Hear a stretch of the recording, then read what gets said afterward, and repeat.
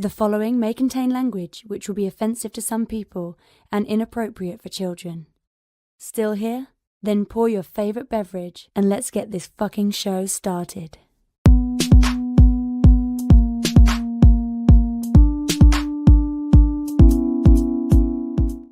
Forum, assemble! You are watching Fantastic Forum, the premier show about comic books and your live weekly conversation about entertainment and geek culture. We on Fantastic Forum coming to you live and direct from the Hall of F. Hope every wonderful morning, afternoon, evening, or night, as the case may be, depending on where you are in the world. And if you're not, just stick with us. Hope you take it up a notch. We have the usual suspects in the building. First, he is our riddle inside of an enigma trapped in Chinese finger cuffs. You don't know him. You love him anyway. He's our silent assassin, Jay. Hey. I agree. Hey. Next, he's our resident Dark Knight detective. He's next in line for the cowl. He is our intrepid senior reporter. It's Oz.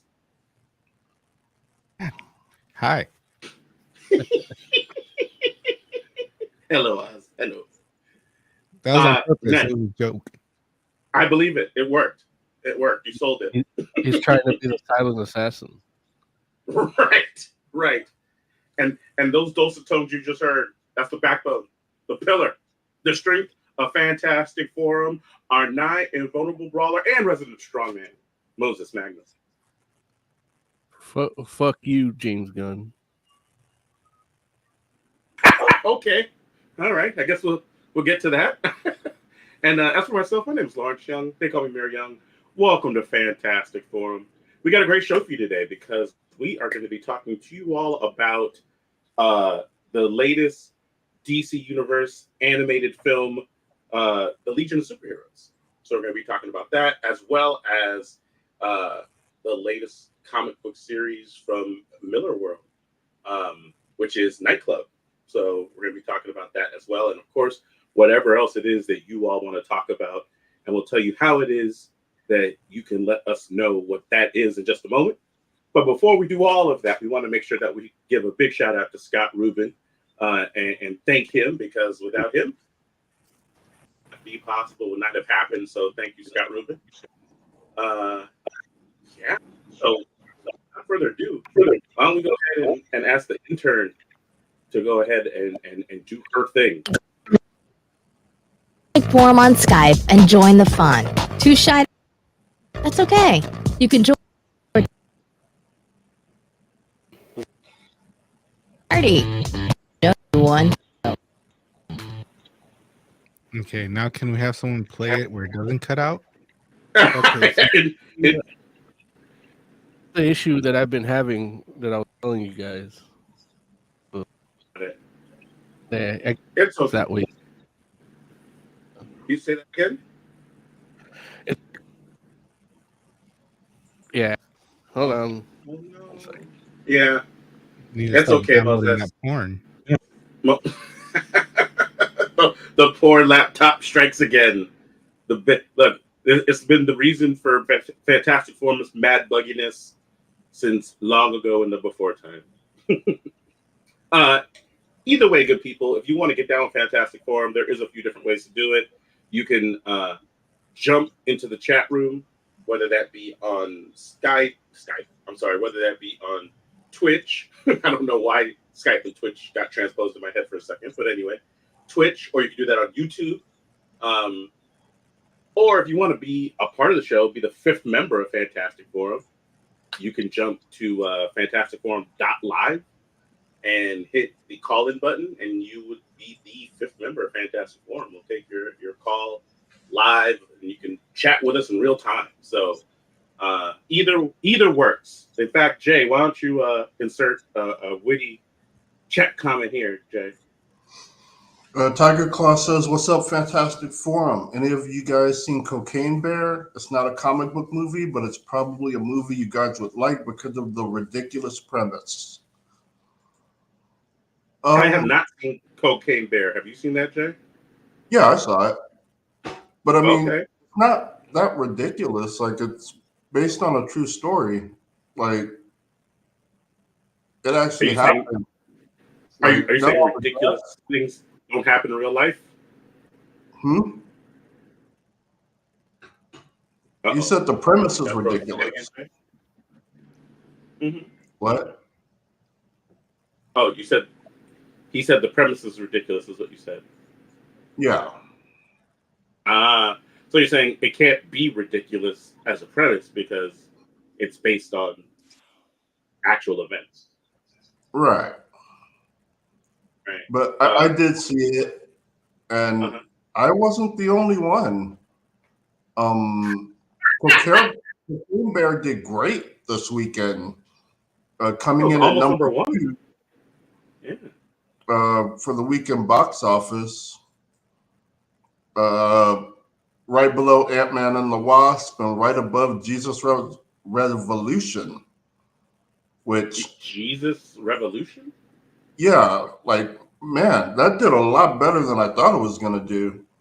I mean, yes, it's a stellar cast, but say again? I don't even know what that is. Oh, it's a Kelsey Grammer movie. It's basically about a church that back in like the 60s, 70s, the church started bringing in hippies to teach them about God. And so it's about, like, that was a big deal back then. And so this movie is about the church that did that. Oh, okay. I think it like doubled its expectations for the box office. Wow. Okay. Just like It'll be a little- Terrifier. I don't That's know that what that means. really crazy horror movie. Yeah, the clown one. Yeah. But yeah, it was good. I enjoyed it. The pacing was a little weird, but overall, I thought it was a really good movie, Cocaine Bear. Did you see it, Oz? Nah, I'm not gonna go see that. Are you too good for the Cocaine Bear, Oz? Possibly. Potentially. There's an original Cocaine Bear. Like, I know Tarek Claw said that it's not comic book movie, but DC had a Cocaine Bear villain. Did That they? was like, yeah, it was like a dude that was like a bear, and he did a lot of cocaine. Like an actual like a werebear, or like, just a hairy gay guy. It's just a guy that they just called. They call. I think they just called him Sugar Bear or some shit like that. And yeah, Sugar Bear? No. Oh, something Harry like Gay. that. Got it. Yeah. But yeah, I don't know. I'm not cutting out now, right? No, No. it'd be fine. Mhm. You Okay. sound good. I just can't play the soundboard anymore. Okay, it's all right. Well, look, we got it. We got it. So no, I haven't seen Cocaine Bear. I've heard good things though. Like, I feel like the people that have seen it enjoyed it. At the same time, I guess the people that are going to go see Cocaine Bear, I mean, it's not like it's hiding what it's about, right? It's literally called Cocaine Bear. So, it's like if you decided to go see that, I think that at that point, you're probably a bit predisposed to enjoy it. Like, there's only so many people getting drugged to Cocaine Bear, right?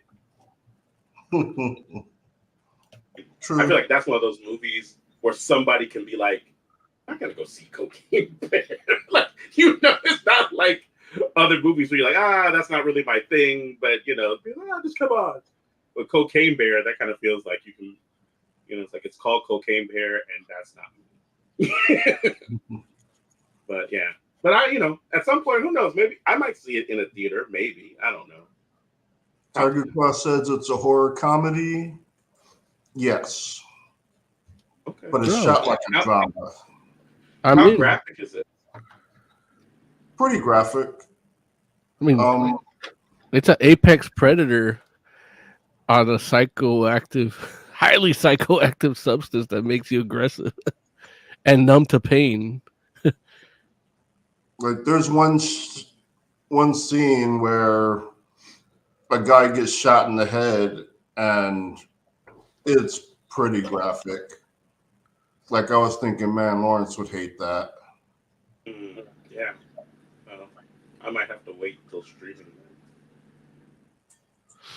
Take a break. Be like, hey, if I could pause the movie, funny when it happens. There it is. So, Jay, did you Jez, watch what- Blood and Honey? Is that like comparable to Cocaine Bear, in a sense, thematically? You know, no. Blood and Honey is interesting. Moses thinks all bears look alike. It's not right. Oh, No, I think the bear in Blood and Honey would do cocaine.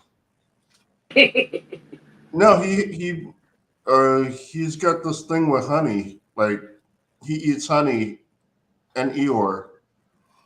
So it's like, yeah, that's more like slasher. And I don't know. I felt the movie played it straight, but I know a lot of people went in laughing and were having like, yeah, like it was comedy to them, which I could see the suit and the bear, but I don't know. I wasn't really laughing. I got into it for the most part. Does he say "oh bother" at any point in the movie? No. They do a thing where he basically doesn't talk except for one line at the end of the movie. Is it "oh bother"? That'd be awesome. Nah. Missed opportunity.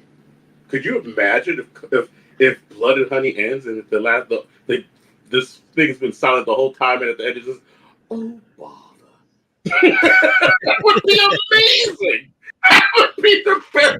I'd be like, dang, I might have to go sit through that joint just to experience that.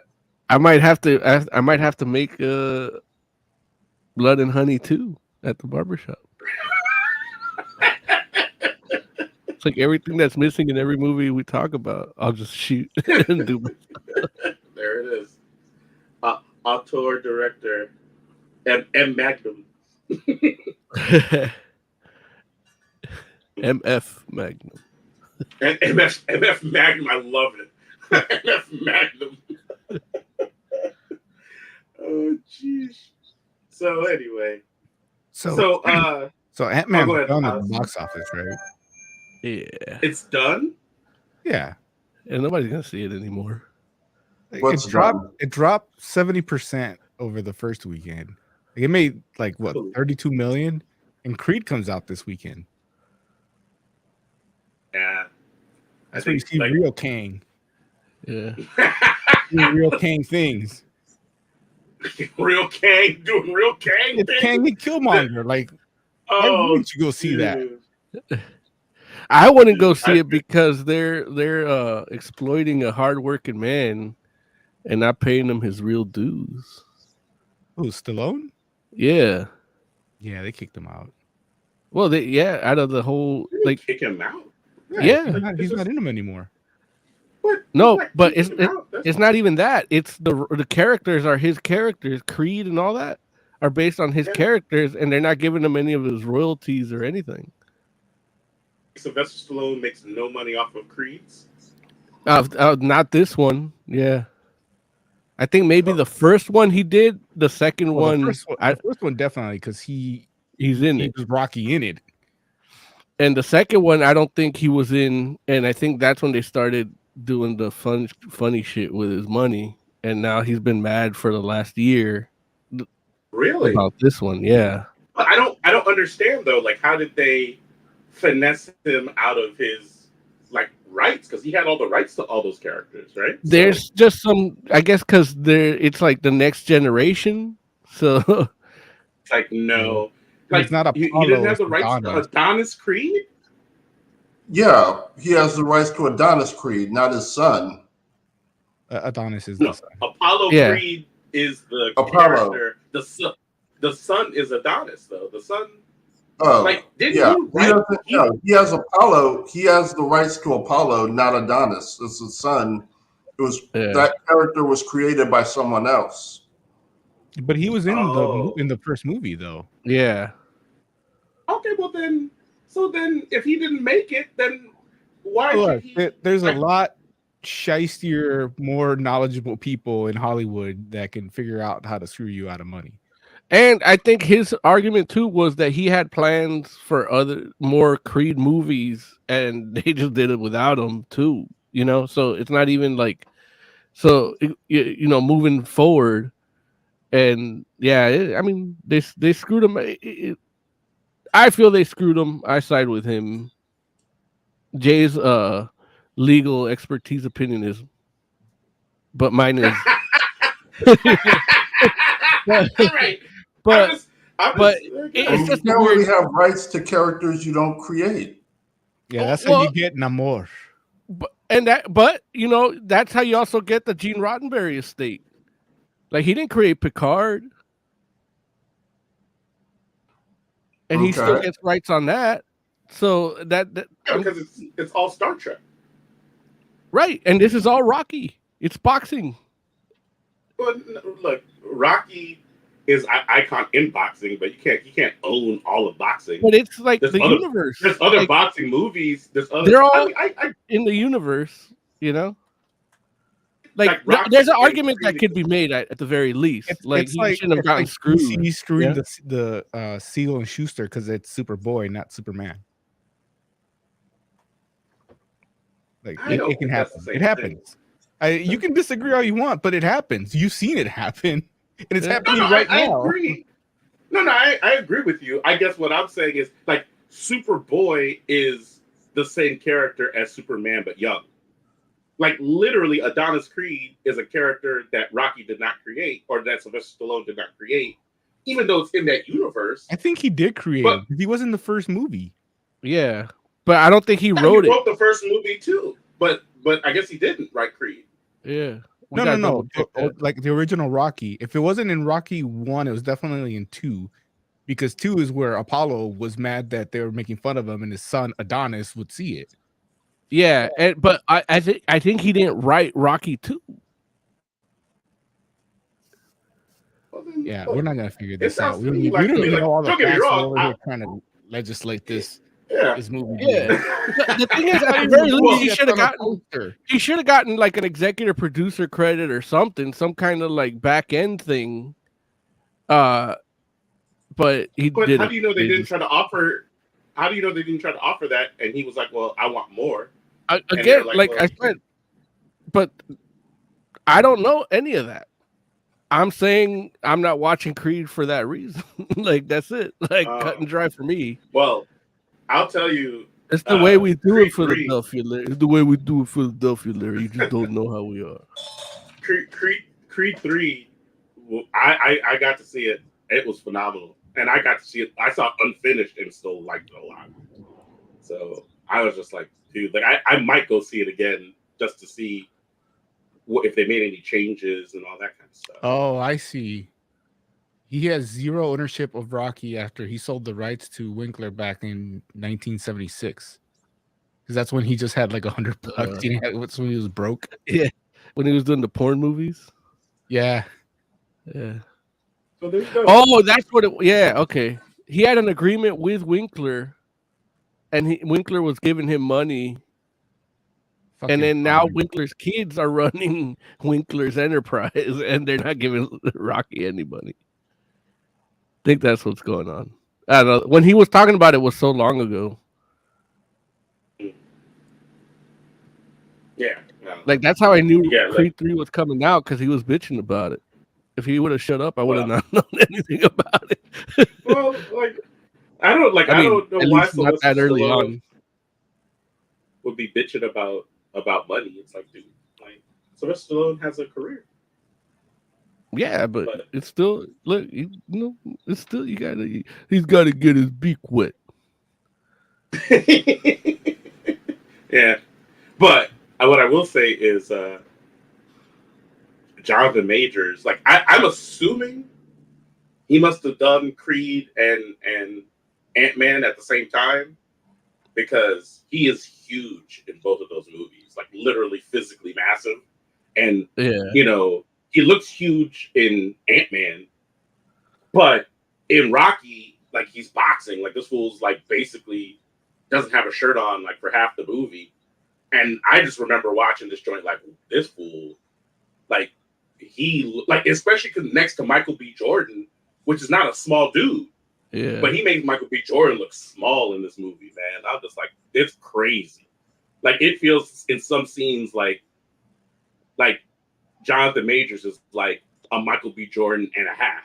You know, as far as like width wise, like his shoulder span is crazy. It's just massive in that flick. Yeah, I did get to watch a video of Jonathan Majors working out, like what his regimen's like, and there's a lot of back, more than you think. To build the physique, there's usually some back, but everybody goes with, you know, the abs, the chest, and everything. But his trainer went for the back because it's when you stretch out for the punch, that back's got to look a certain way, you know, and to create that imposing silhouette, the back it's one of the hardest ones to develop the way you want to, you know, and so they worked harder specific on back more than anything.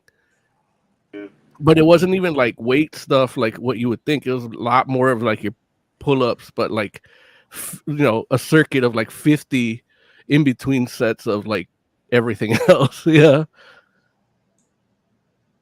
crazy, man. Yeah. I taught him all he knows, you know. You got it. I gave him some pointers on his calorie intake. I was his calorie intake coach. Got it. You're like, no, don't eat that. Give it to me. Yeah. It's like I'm here to help. That would be awesome if that was a real job. I know, right? Like, just eat the stuff that the stars aren't supposed to be eating. Hey, man, eat that pizza.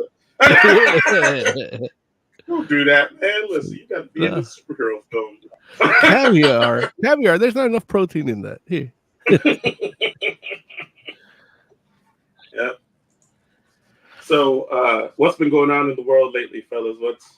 What's new?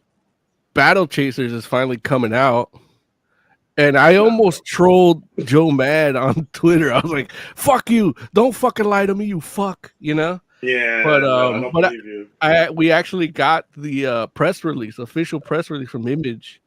I had it right here bookmarked, but now. But is that like a book that's coming to like comic stores shelves? Yeah. It's a new arc. I thought, like, did you all get the books you were supposed to get from the Kickstarter? I didn't get that. I wasn't smoking weed then when the Kickstarter did that. So for some reason I thought you were supposed to be waiting for those books to come out still. Damn it. Let's see. Let me search here. But basically, they're getting a full arc, and it says, best-selling phenomenon, Battle Chasers celebrates 25th anniversary, returns with new story arc in June. So it says here, Battle Chasers 10 will showcase variant covers by J. Scott Campbell, Berto Ramos, Chris Machado, Scotty Young, and Mirka Andolfo. So that I want to get all those covers. They don't say anything about a white cover, but it'll be available in June 14th on Wednesday, June 14th at comic book stores. Yes, they're doing a Battle of Chasers anthology trade paperback, or the one they did back in 2019. Rather, it did they bought a lot of did really high numbers in sales, so they're hoping this will do the same. But we're still waiting on issue 10. And I don't know where that's because supposedly it's supposed to take place after the game. And I just took my sweet ass time with the game, figuring that those comics were never coming out. So, yeah, the game's in continuity, right? Yeah. So it's almost like a bookend to what you've read, and then it goes into it takes place between issue 9 and 10, or something like that. Yeah. But man, I'm a 40-year-old man, and I've been waiting for issue 10 since I was 17, dude. That's crazy. You know what? That's what I'm gonna write to him on fucking Twitter, man. Cause fuck, man. The shit pisses me off, but I'm gonna get it. I'm gonna get all those covers. I hope there's a white one, and. In fact, I'm gonna tell them, do me a favor and just send me a white one. Just make one for me. Yeah. Right. He's like, I deserve it. I've been waiting. Yeah. They'll remember you. They'll And be draw like, it it's yourself. him. Yeah. I'm the one that like. Remember, I scowled at you at the Darksiders interview, and they said you were a workaholic, and I laughed in their face because you haven't finished Battle Chasers. That's me. Yeah. He's like, he'll be like, oh no, I remember you. I remember you. But the art looks amazing. same In it. I wish I could. I could probably share it with you, but I'm not. It's not that fast. But I can look. Battle Chasers. there's a full preview on it. I might. Yeah, you know what? I would probably just do a video on it because I want to bring out my thoughts about being a 40-year-old man waiting for this since I was like in high school. It's like I need something to read during English class that isn't like Voltaire. Is that what? Oh, that's funny. I'm looking at this headline from Bleeding Cool, and it says the headline says 22 years late. Joe Madureira's Battle Chasers 10 in June, probably. Apple was so freaking. Why does he have to be like this? Like he's better than me because I just cuss him out. Yeah. Right. Like I said on one of our pre-production texts, I think, or Discord, that like if I wasn't so angry all the time, I could just be pretty eloquent and thought out. So, Yeah. man, those images are too small. So I'm gonna start playing the game again. How far along did you get? It says I'm like 130 hours in, only because the game kept counting, even though my Xbox was off in sleep mode. But I'm realistically only about 8 hours in. But I'm just gonna start over because I bought a copy of it for the Switch, so I'm just gonna play it on the Switch. Okay. Unless Game Pass you lets can me take it play it with on my phone. If Game Pass lets me play it with my phone, then I can just start. I can just keep playing on my phone. Yeah. Okay, cool. Anybody got any other news? The comic strip Dilbert was pulled from its distributor after Scott Adams went on a racist rant about how Black Americans are a hate group and white people should stay the fuck away from them. He also said that he's gonna stop identifying as Black because he doesn't want to be part of that hate group. That was how he started it all off. So he's been identifying as Black this whole time. Right. Did he actually say that? Yeah. Yeah. He said he experienced racism in journalism from 3 different companies that all have white people in charge. So he identified as Black. So is he not white? No, he's white. Yeah. He's very white. Yeah. Look, only white people that are very white could come up with bullshit like that. I just don't understand. It's like, why was it racist if everybody's the same race? Well, so he wanted to call it people. racist, so he identified as Black. Like he wasn't trying to add to the community and help from within and identified. But I did see some. Oh, go ahead. No, go ahead, Larry. Because I did see some of his comments, and I was just like, I don't know. Like, I just don't understand. I mean, 2 things struck me because I was like, one, it's like, I mean, technically, the majority of Black people said it was okay to be white, according to the poll that he cited, right? So that was like, don't get me wrong, it was like, well, I can't even say it's half and half because technically you had like 50-some% said it's fine, it's okay, like, or they agreed with the statement, which I think the statement was, it's okay to be white, which is a white supremacist statement. and that's an important piece of context that I think, it's like that should be noted that, Black people might very well be attuned to that a little bit more so than a white cartoonist. But okay. But even, let's say you just take it on its face, it's like, if 53% are like, yeah, that's fine. And then 20-something% are like, no, I don't agree with that. And then another 20-something% are like, hey, I'm not sure.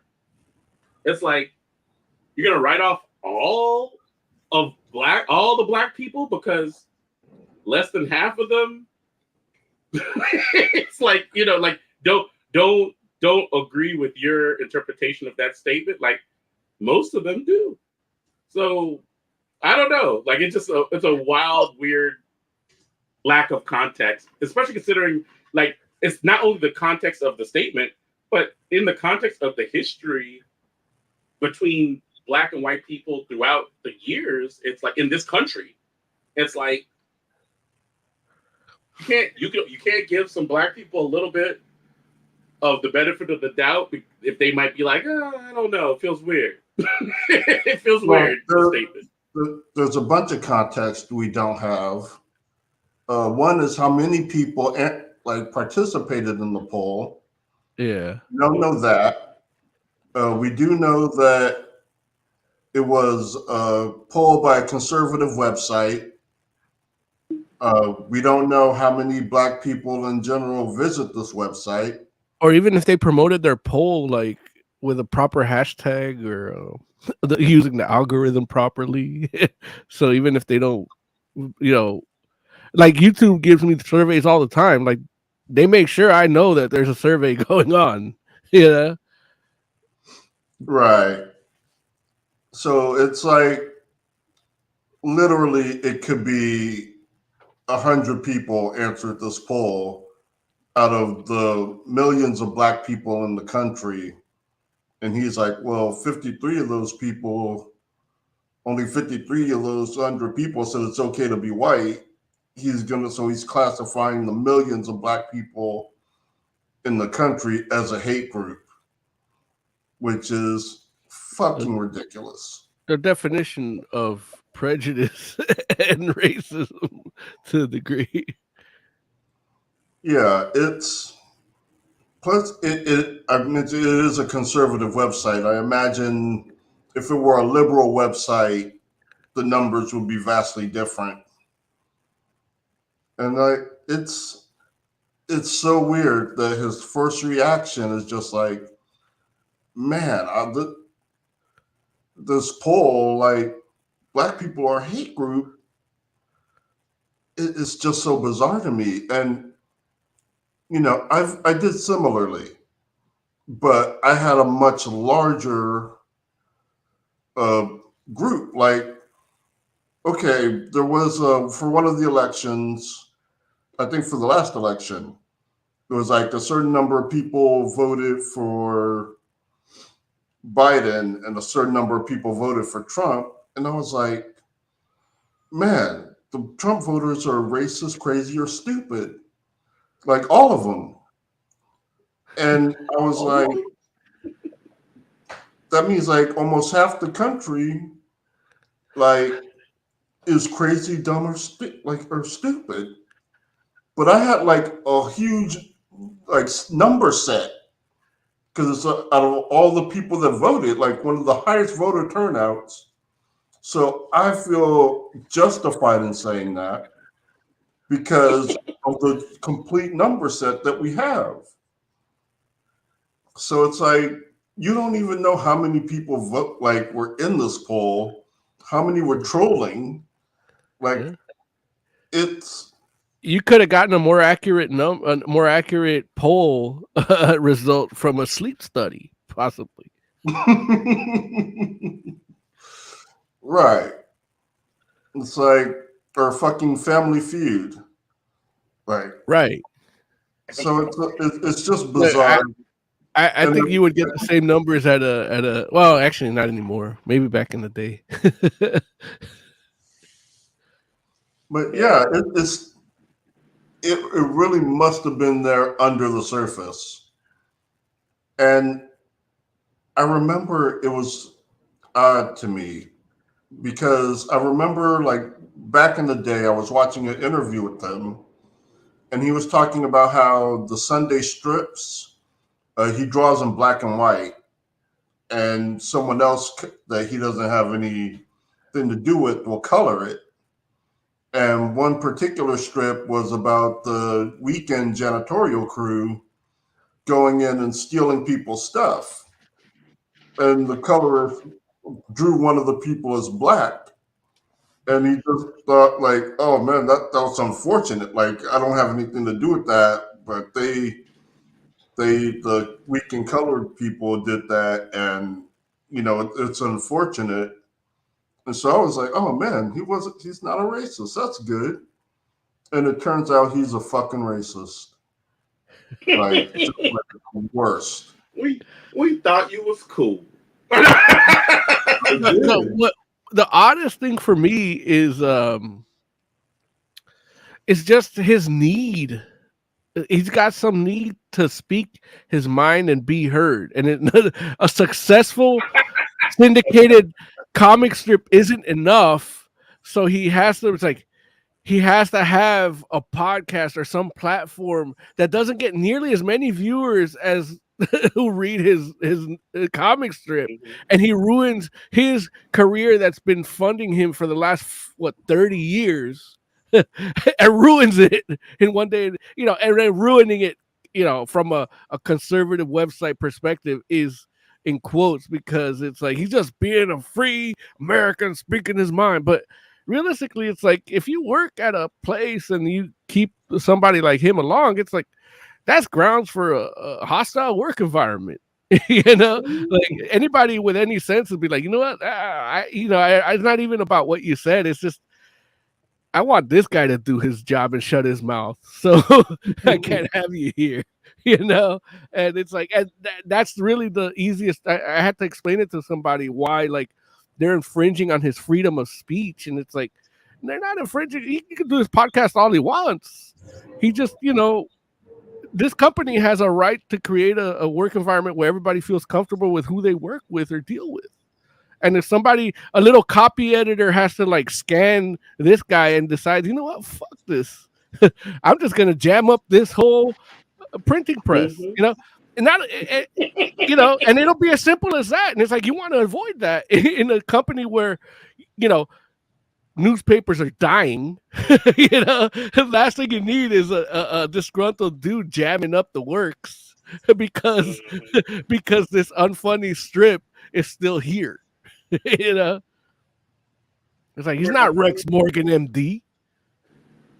Rex Morgan, MD. That's crazy. He's just as funny, but it's just not as well drawn. I haven't read a comic book strip since the days of Hotmail, where I could subscribe to them. Yeah. So I mean, Calvin and Hobbes is always one I go to, but I just look for it online, and that's a classic. There's nothing besides. And yeah, Bill Watterson ain't talking stuff about black people. He ain't talking about nothing. He's like, leave me alone. I want to be out of this planet. So he's just at home in his lawn. Like people see, hey, Bill Watterson, and he's like, yeah, I got nothing to say about nothing going on. I hate all of you. Fuck you. And that's fair. I know.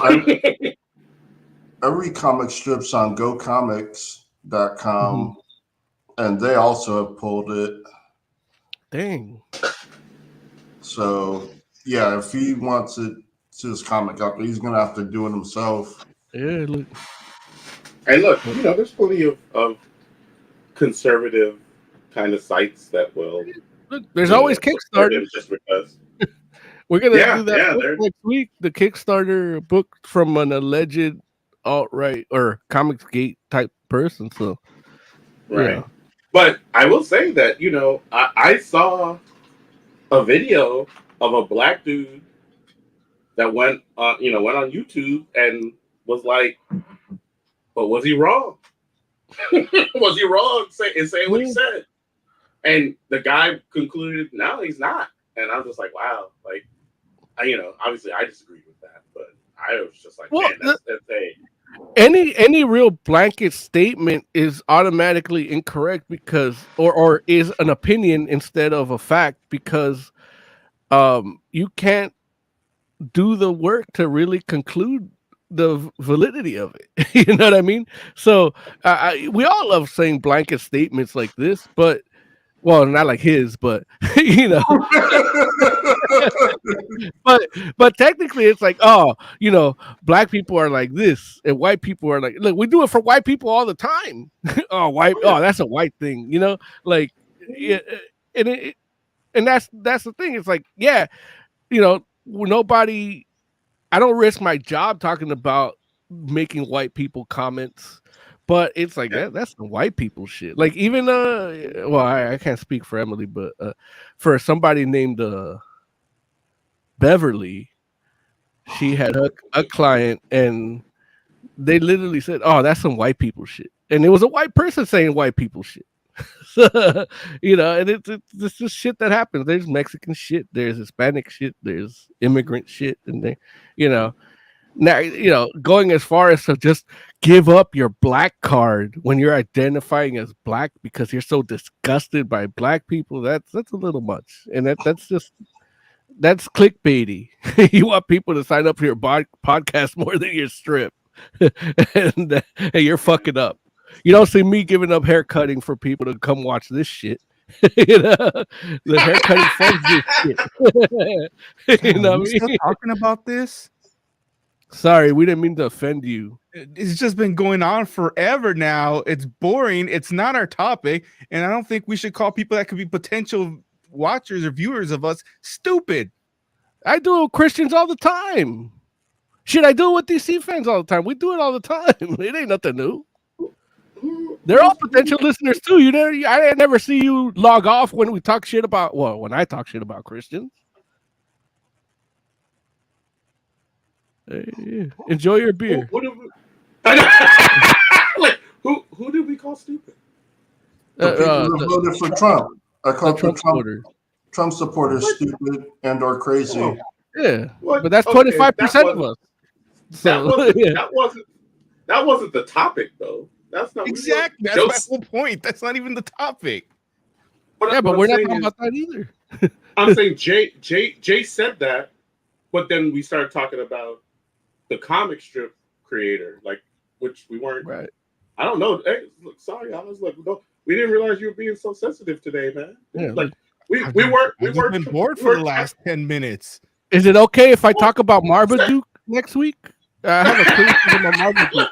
Well, look, you don't have an opinion on this at all? I do, but I'm trying not to extend the segment. Oh. If I start saying stuff, we're just going to keep talking about it and going on and on and on. And this isn't NPR. We're talking about freaking comic books and movies. We're talking about the creator of a comic strip saying something crazy. There, done. Yeah. He's done. He said something crazy. He got his pee-pee whacked for it. Done. Okay. Like, all right. Well, okay, cool. I guess we can move on. It's been going on for 10 minutes. You don't know about what kind of nonsense we talk about for 10 minutes all the time? And all of a sudden, this is where we draw the line? Yeah. It's topical, man. Like, I'm not sure why you're getting so bent out of shape about it. It's kind of suspect. Like, I don't know, man. I'm just saying, like, if you don't like it, you don't like it. I get it. We can move on. But I'm just saying, like, you messing around, like, talking like this is not like the format of the show. Like, it kind of is. Comic book news. Literally comic book news. But okay, but let's move on so Oz can feel comfortable. See why we can't do comic book news, Jay? I told you we don't do comic book news anymore. I think we should. Look, Jay. I wanted to. Jay, you need to apologize to Oz because you hurt his feelings, and he's out of pocket. And look, I agree with. Look, here's the thing. I will say this.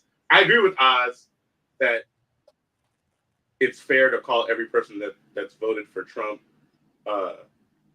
stupid or racist or dumb. Like, I feel like, don't get me wrong. I think those things apply to some of the people that voted for Trump, but I'm not gonna blanket say everyone that voted for them. When he was logged off, I did say that we do these blanket statements and they're not right.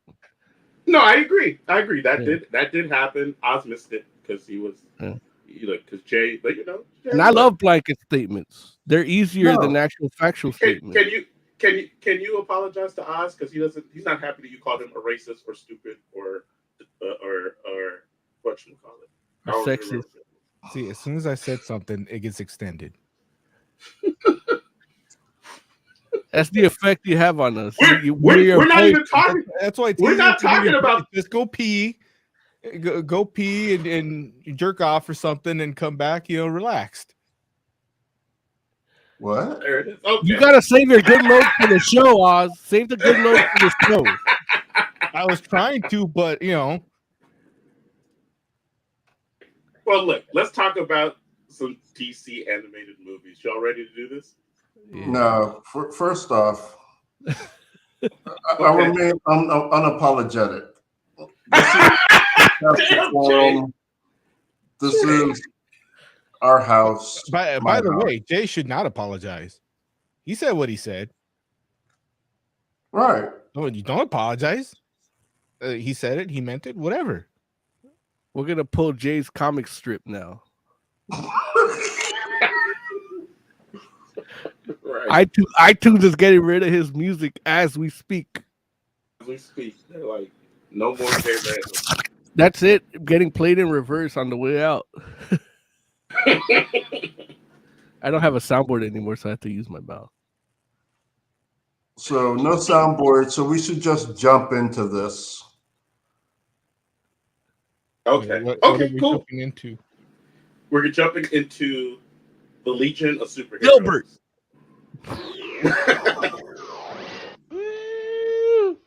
Comic book news. We should have a Wait, like current. Well, not like that, but like Okay. So It's your favorite thing. the Legion of Superheroes. Jay. Actually, no, not Jay. Oz. You want to tell us about the Legion of Superheroes? What the deal is with this Legion of Superheroes movie?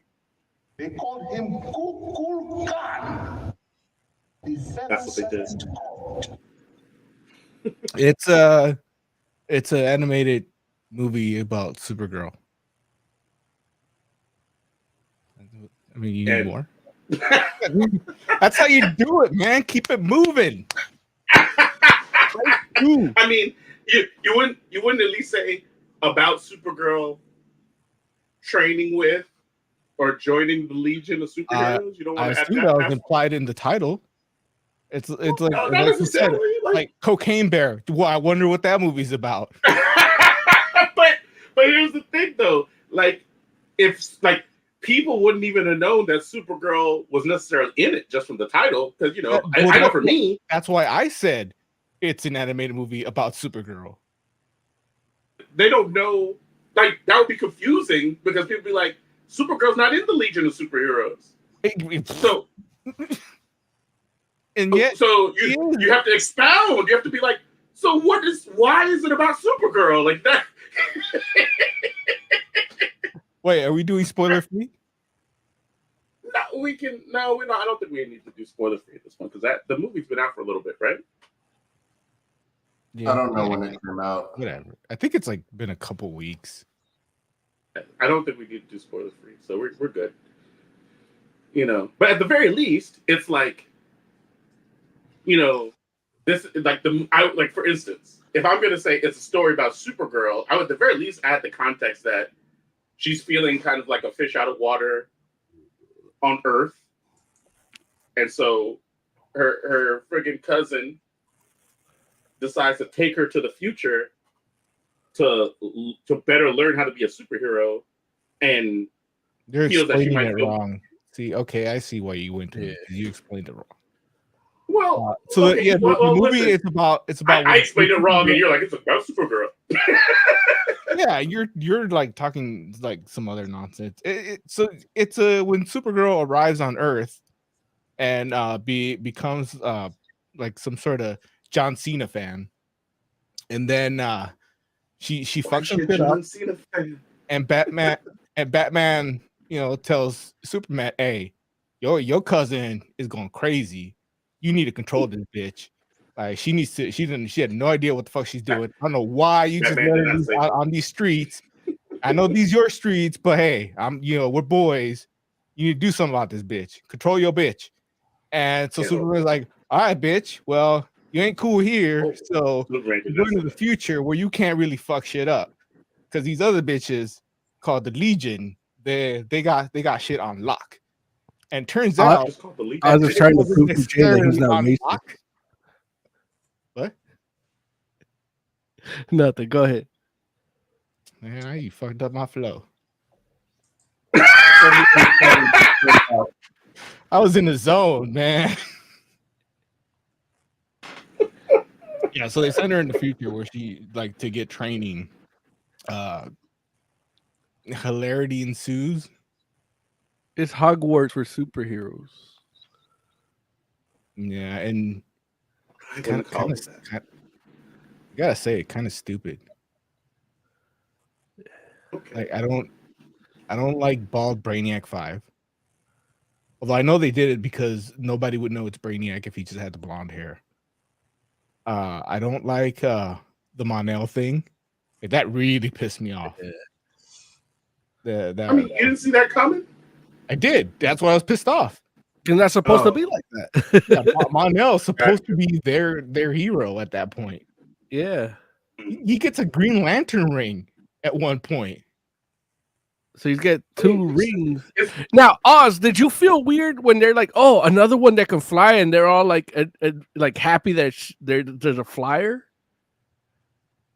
A little bit at first, until I realized that Brainiac wasn't in the league yet, because technically he creates the flight rings. Okay. So that made me feel. Although I was a little bit, I got a little bit when weird it happened when the real Legion actually shows up, and I see one of them has the ring. I'm like, ooh, that better just be like a decorative thing, because Brainiac's the one that with the flight rings. But the Legion rings, they have rings before the flight rings, right? Or the flight rings are where the rings. Oh, okay. That's what I'm hoping. I saw him wearing it, and yeah, I'm hoping Brainiac eventually makes some flight rings. Yeah. So yeah, to answer your question, yeah, it bothered me until I saw Brainiac and like, oh, he's not even in the Legion yet. Then it made sense. Gotcha. Okay. I'm gonna come back to you, Oz. Oh, go ahead, Mo. No. Oh, what? You had something more you want to say right now? Go for it. No, I'm done. What? You're not done, because we're gonna come back to you. I was gonna say. Man, all y'all comic book nerds are never mind. You out here making blanket statements. Damn it, Oz. Jay, what you think of this? Blanket hood statements, man. His blanket costume hate. I honestly don't know why that happened. Like, I just started talking that way, and I just kept going with it. It's like, I don't know what happened. But she did look like a John Cena fan. It's the Adderall. Why is she a John Cena fan? I don't understand. Because she was like all hip hop with the, like, if you see early John Cena, that's how he dressed. When she was in her normal, like in her civilian clothes. Yeah. That's hilarious. But that you can say that about any, like, before I was a John Cena fan, that's how I dressed. I know, but that was the first thing that popped in my head. Oh. It is. A hot, sweaty, oiled up wrestler guy. That you pretend not to see and get aroused. You pretend not to get aroused as well. I thought you were like making a reference to like the meme where he like comes out of out of nowhere and like friggin' like messes people up. Like that's what you were saying. Like, it's John Cena. He shows up on the screen and we're all doing the 5-knuckle shuffle.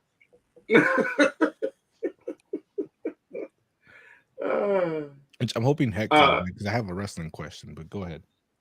Yeah, he's not in here calls in. today. He's working. No. Oh, Heck. Taking Let us our down, job. Heck. Heck, we still need to do a pop. Yourself and your family. Yeah, forget about money. Heck, there's more important things than money in life. Right. And it's time you spend with us. None of us are making any money here. Yeah, but we do it outside of here. That's this is our alter egos. I feel like I'm like this all the time. I could be wrong. I don't know. No, you're wrong. You're ruining it, Larry. Oh, sorry. Like that feels like on brand for me. Larry ruining it. And Jay, what'd you think of this joint? I thought it was okay. Like, it does have a few awkward moments. In particular, there's one moment where duplicate or triplicate girl dies, and the way it's shot or shown, it looks like they just left her body there. Mm-hmm. Right? Because, the three guys come, they take Brainiac, and then Supergirl walks off to do her thing, and her corpse is just there. Mm-hmm. Like, that was really funny to me. Mm-hmm. Right? But it's weird. But overall, I think I enjoyed it. The beginning, I did also think was a little weird. Like, I know she's only been there for like a month, but how long does it take to learn that malls don't talk to you? Like, after the third or fourth time she went, that she would like start to understand. But I don't know, man. It's like I look. You were there the other day when Mo tried to use my laptop as a touchscreen. It happened. But in my defense, like, raise your hands if your laptop is a touchscreen. Yeah, the porn laptop is a touchscreen. Yeah, and then ours right now is a touchscreen, right? Or unless you got a monitor, right? No, I'm actually on a monitor, but I use a tablet, so I don't have a keyboard. It's all touchscreen. Yeah. No. Listen, and that's the thing. I'm not saying that. You're saying I'm as stupid as Supergirl. Well, no, I'm saying what I'm trying to say is she's not stupid. What I'm trying to say is she's used to one thing. Okay, in that case, thank you. Yeah, and she's adjusting to the fact that this world isn't that thing. And don't get me wrong, I'm not saying that she couldn't, like, some people would adjust to that quicker than others, but a month isn't a long time, especially like if that's what you're used to. Like, that's you grew up your whole life up until this month, and you could just talk to whatever. You're like, why is this planet so backwards? And here's the thing, like I don't know what time period this takes place in, but say in our modern world, you can talk to a lot of stuff, and it'll talk back to you. You know what I'm saying? Like the mall is one of the few places where you can't talk to things, but you can go to other people's houses and talk to their house. And that's only because the malls are like closed down because everybody tells Alexa to buy their shit. Right, that's what I'm saying. Like, literally everybody, you could talk to just about anybody's phone that they pull out their pocket. Yeah. So it's like there's a lot of things you can talk to in our non-future world. So I'm just saying, like, she still looks kind of stupid because the thing she's trying to talk to is an actual fucking map, and that's what she's looking for. But it's a map, and she's staring right at it, telling it to bring up a map. But you got to understand now, like, I feel what you're saying, but think of it like if you messed around and say a 20-year-old today, right? And you're like, hey, I need you to figure out where we're going and how we get to where we're trying to get to. and you're like, they're like, oh, okay, but you take their phone and like toss them a Thomas guide, they're gonna be lost. Like they won't even know what it is. You know what I'm saying? Like they're gonna be like, what? Why did you throw this giant book at me? And like, I need you to figure out where we're going. And he's like, wait, why did you take my phone? And well, I want you to use this. They're gonna be like, what is this? But and then you say it's a Thomas guide, and they're gonna be like, who is Thomas? Like they're not gonna be like, oh, it's a Thomas guide. Are they not, like, when they open it and they see there's maps in it, are they still gonna be asking for a map? Don't know how to use the map. No, that's a different thing. Look, that's a different thing. If she's looking at it and like she doesn't know like how to figure it out, that's one thing. But it's a map, and she's asking to show her a map. Well, but I think she's thinking she's not there asking it to like, okay, show me where this building is. She's asking to bring up a map while she's staring at a map. She's not telling it, hey, show me how to get here. I'm just saying that I feel like in the same way, like Supergirl lives in a far-flung future, and then now she's on Earth. I feel like the same way how like a 20-year-old today, give them a Thomas guide, I don't know if they would necessarily initially register that as a map or as like navigation. I mean, like they would open it and be like, okay, it's a map, but yeah. But they're going to be like not knowing how to figure shit out. It took even when we used it all the time, it took a while to figure stuff out. The map in the mall, what was it, like a poster or was it a display? It's that display that's lit up and it has like all the stores. That can look like a screen. Yeah, that can look like a screen. You might want to talk to a screen. It did look like a screen. Look, if she would have been trying to say, "Where's this store?" like talking to it, I understand. But she literally said, "Bring up map." I mean, with all like, I guess the way that this movie works, like, this is one of the many things that's wrong with it. If you get hung up on it, because I got hung up on other shit in here watching this movie, where I'm thinking like, okay, this is 122 minutes. This is almost feature length. Okay, that's good. We've always wanted more length in these animated movies, and I'm like a champion. We need a little bit more girth too. Look, well, here's the thing: this had all length, no girth, because it's like 40 minutes in. It's like, okay, what the fuck is going on here? Like they started off with it, and they roll it out. And I'm like, okay, it's angry Supergirl. Okay, I love this. I love angry Supergirl. Like, I love that about New 52. That was one of the best things ever for New 52. They spent 10 minutes on that. And then the movie is not about her being angry. It's about her being a fish out of water and then a fish into a new water that she's still out of. But she has she has more competition in fucking shit up. And then they add this a whole, like, you could still do a good story with her there and trying to like learn to maybe be like, okay, more tolerant of the world she's in, that she got stranded in, through what she learns in the future. But they don't even do that. Instead, they create a villain that shouldn't be. And even the Brainiac, even how they did Brainiac, with Brainiac absorbing the other Brainiacs in that way, like, that's some Beast Machines techno-organic shit that like just Brainiac doesn't do. So for me, it's like, man, this movie could have been about 35 minutes shorter, and I could have gotten over with it. Like, I still have the same review, but it could have wasted less of my time, I really wanted like her like learning. I mean, I love the whole thing, like with the Red Lantern in New 52, and it's like you have all this source material to do this. The animation was good.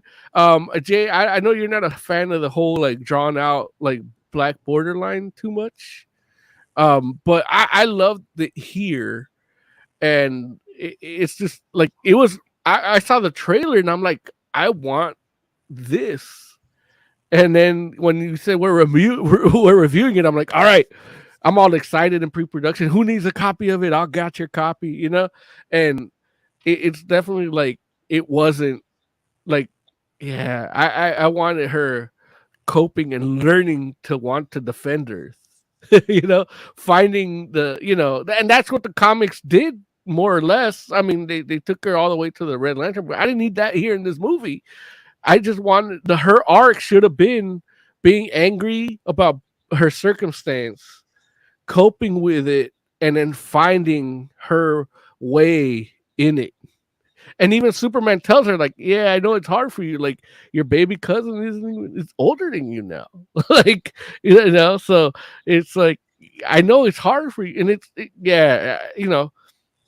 She never But I gets to that feel- point where she copes with her situation because she just stays in the future. Right. Yeah, it's a lot Exactly. closer to Krypton. I'll just stay here. Yeah. And the Brainiac sucks. Sorry, Jay, I'm gonna let you get to it because I do want to hear your thoughts on it. But it's even the Legionnaires that she deals with aren't even the Legionnaires I like. So it's like you call this movie Legion of Superheroes, and it's not the Legion I like. So the iteration of it. But Wolverine's Yeah. in it, so that was cool. Yeah, look, that might as well be Ultimate Wolverine because I hate the fuck out of him. Now, is that a Legion character that anybody knows, or is that made up for the show? I think it was made up for this. Legion has like a billion characters that are just random. Yeah, literally J-Man. hundreds of characters in the Yeah. Legion. Yeah, but I'm saying what I'm asking is, start adding lad to everything. are you all is anybody familiar with that particular character? Was it Timberwolf? Was that his name? Yeah, Timberwolf. I've seen him in other stuff. Like I think George Perez created him, but I've never been a fan per se, and he didn't look like that. I'm pretty sure he was in the Legion of Superheroes cartoon. Yeah, I didn't watch that.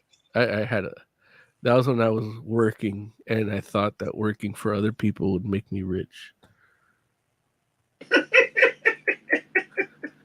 Jay, what were you gonna say before we kept cutting you off, man? I know one of the things I was gonna say, it feels like more like the comic than this Like movie. the current comic? No, like the pre-New 52, like Supergirl and the Legion of Superheroes comic. Yeah. Oh, I didn't even know they had a comic.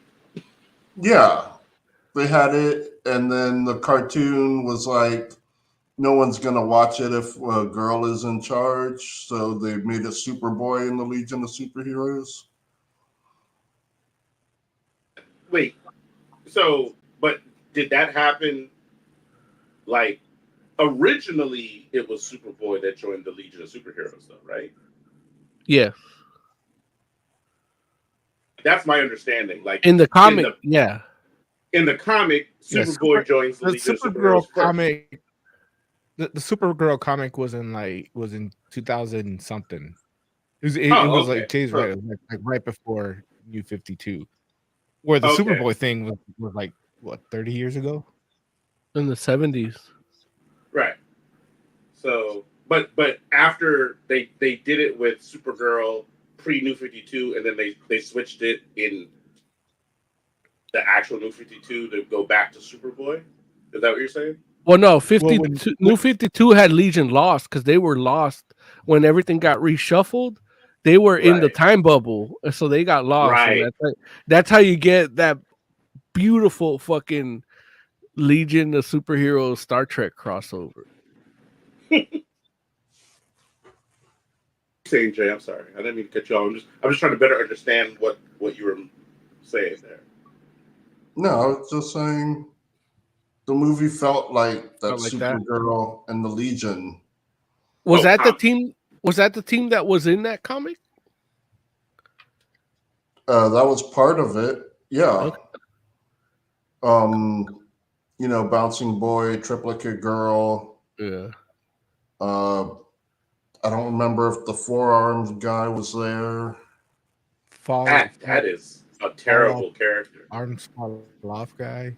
Yeah, Arms ours fall falling off, boy. boy. Yeah.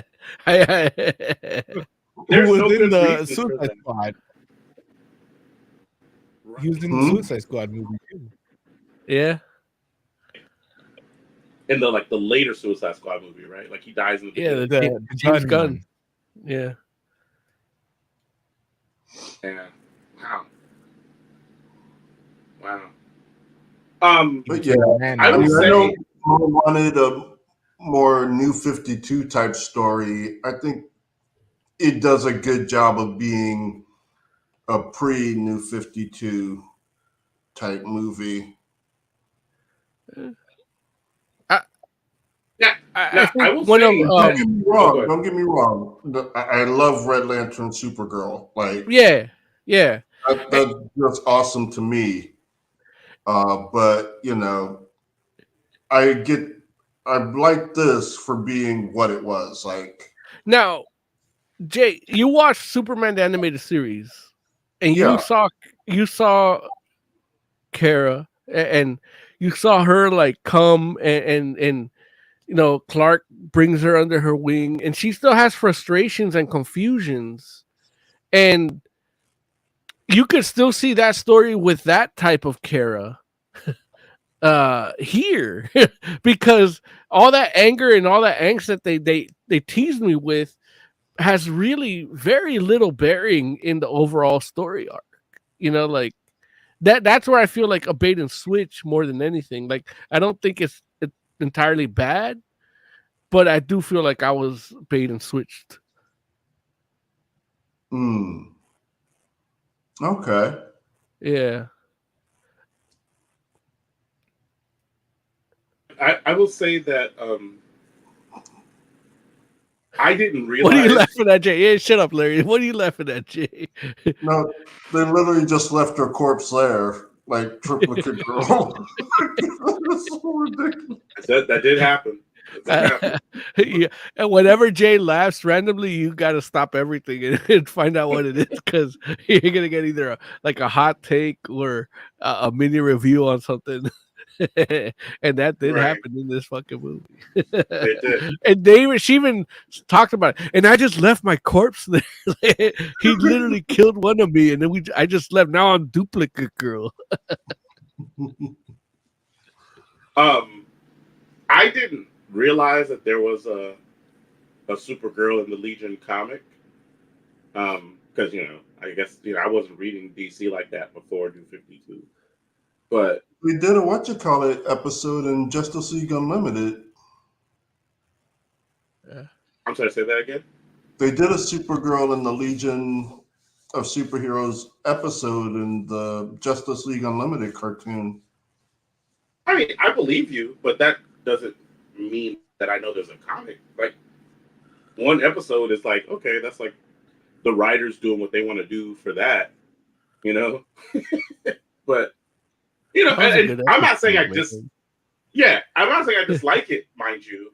I'm just saying that if I had the context of the actual comic, I might have had a different view of the actual movie. But keeping in mind that I guess there was a part of me that was a little bit like in the camp where Oz was talking about, where it was like, initially you're like, oh, let's watch Legion of Superheroes animated film. And I'm like, oh, okay, cool.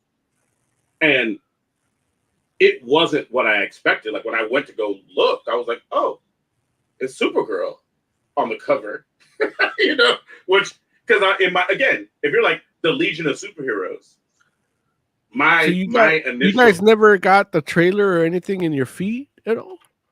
I didn't. I didn't even know it was coming out till you guys mentioned it.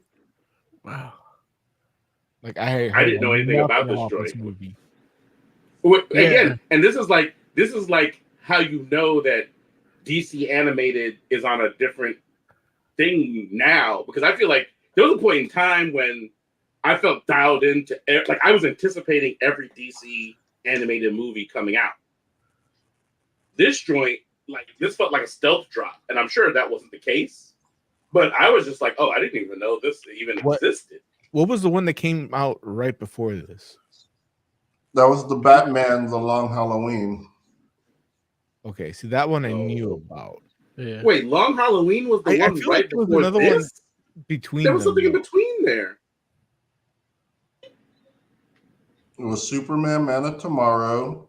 Oh, you're thinking of the Battle of the Super Sons. But That's in that's a between, different continuity. Well, but it still counts, doesn't it? Yeah, I'm just saying I was just thinking of the continuity, which is Man of Tomorrow, Batman, The Long Halloween, Supergirl, and the Legion of Superheroes. Right. That's why you have Jensen Ackles as Batman in this, because that's the same Batman. Yeah. Right. Right. Yeah. So, but no, I was thinking like Super Son, I knew about and I felt like was promoted well enough because I was like, okay, like this is something that, yeah, but I don't, like I said, until Jay was like, I had the same experience Oz did. Until Jay was like, let's watch it. I'm like, oh, okay, cool. I didn't even know it was out there. And then when I saw the art, I was like, Supergirl, that's different. But I figured, I'm like, okay, cool. Like she's going to be playing maybe the Superman or Superboy role, and I was pleasantly surprised by the story that they give. Well, I'm like, okay, this is different. Like, but I've never read a comic book that had this storyline. So I was just like, oh, like in my mind, I was just all like kind of pleasantly surprised by how it's going. Even though I did expect that Supergirl was going to be interacting with a more mainstream version of the Legion of Superheroes. Holy crap! There's 2 other DC movies we haven't even talked about. Yeah. We haven't come out yet. Catwoman Hunted, that's not out? Oh, we did talk about that. We talk about that, yeah. Did we talk You might about not have been on that show. Merry Little Batman? Oh, that's not a real thing. Yeah. That's on your conservative algorithm. Little Damian Wayne confronts enemies in his city after finding himself alone at Wayne Manor. Oh, it's like Home Alone with Damian. I need to see that. Wait, Merry Little Batman? That's not a real thing, is it? It is. I'm on IMDb right now. It might be coming out later this year. I need to. So that came out this past holiday season? It says 2022. I'm looking for an actual release date right now. I don't know anything I about know for 2023, I think the only thing we have left from DC is the Justice League Ruby crossover movie. I saw an advertisement for that today. And I was like, what? I didn't even know that I was would a thing. expect that from you. Oh, I think it was. Because I actually told you about it. I believe you, Jay. I told you should watch Ruby to kind of get familiar with the characters. Right. What were you saying, Oz? I think it's one of those that got axed when Batgirl got taken out. No, it's in the Discovery Warner merger. I'm reading a thing that says it was canceled at HBO Max. Oh, we made it, but you're never going to see it. We might I have. think so. But listen, I won't lie. Damian Wayne as Home Alone, I feel like that maybe should have been kept out of production. Yeah, We might have. folks. Like the plot would follow 6-year-old Damian Wayne, who is all alone in Wayne Manor, and must become Little Batman to save the manor and all Gotham City in general from the villains that plan to destroy Christmas. This sounds like a holiday classic. Look, we need to go on Reddit. I We need to go on Reddit and find like somebody that could get us a leak of this. release the Merry Little Batman cut. Yeah.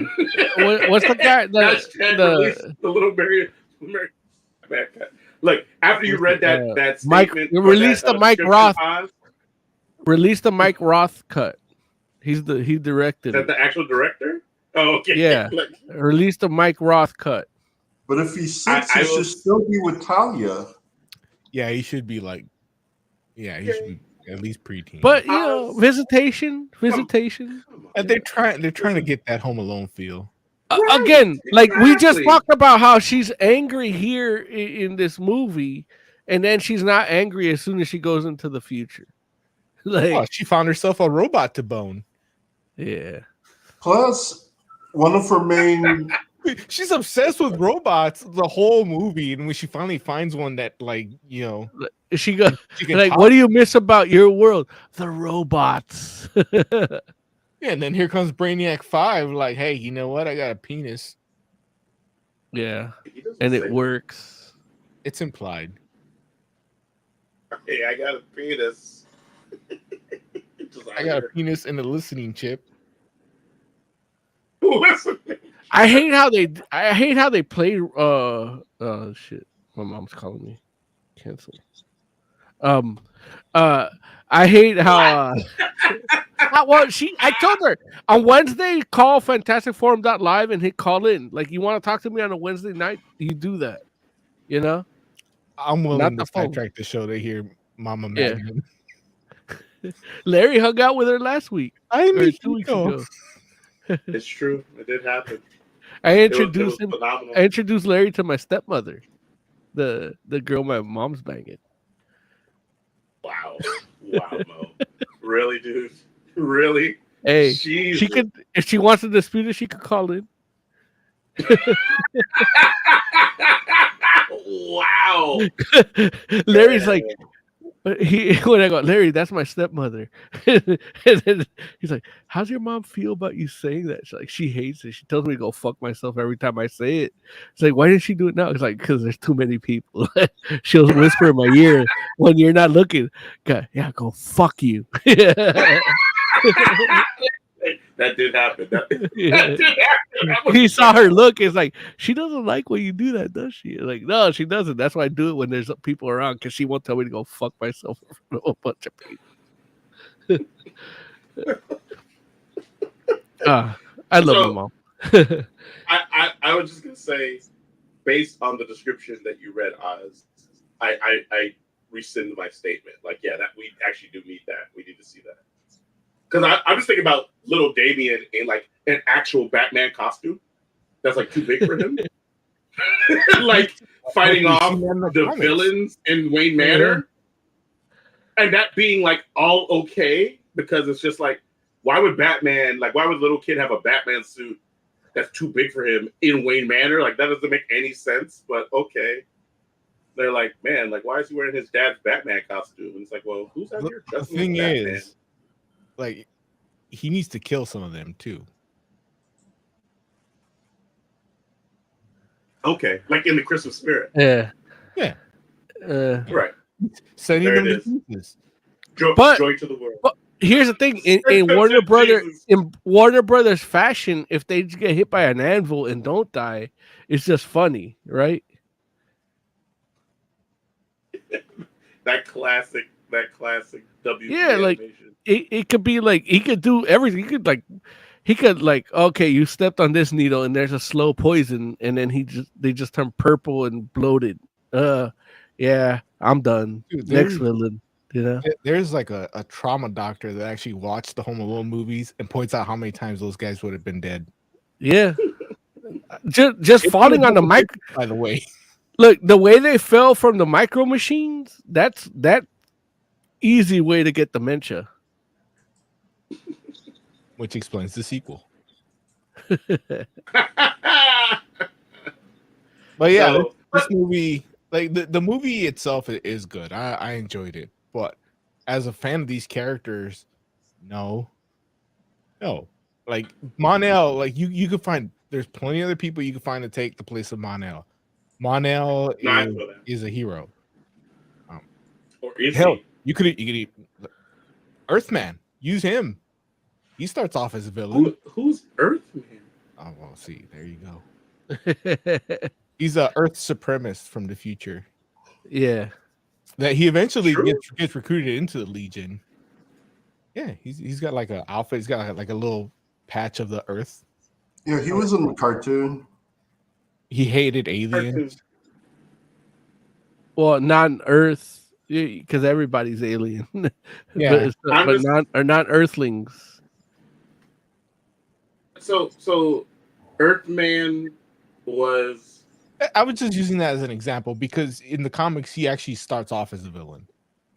If you're gonna use Mon-El, do something like, hey, Brainiac figured out how to mind control him. He had like lead nanites or something. There's ways to make Mon-El that character if you really want it to be Mon-El, which you shouldn't. But they just said, oh well, he's a dick. That's why he did it.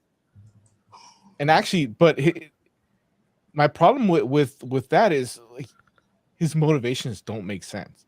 And I think that's why I thought Earthman off the top of my head, because Earthman would have similar motivations to what I don't know if he would work with Brainiac because of the whole, that's a green man alien thing. Yeah.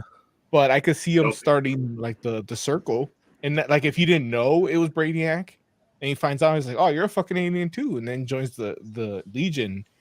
There's a lot of things they could have done, and they did none of it. They just went the lazy way and looked at the roster and said, "Oh, who can fight Supergirl and go toe to toe? Well, let's get the Daxamite."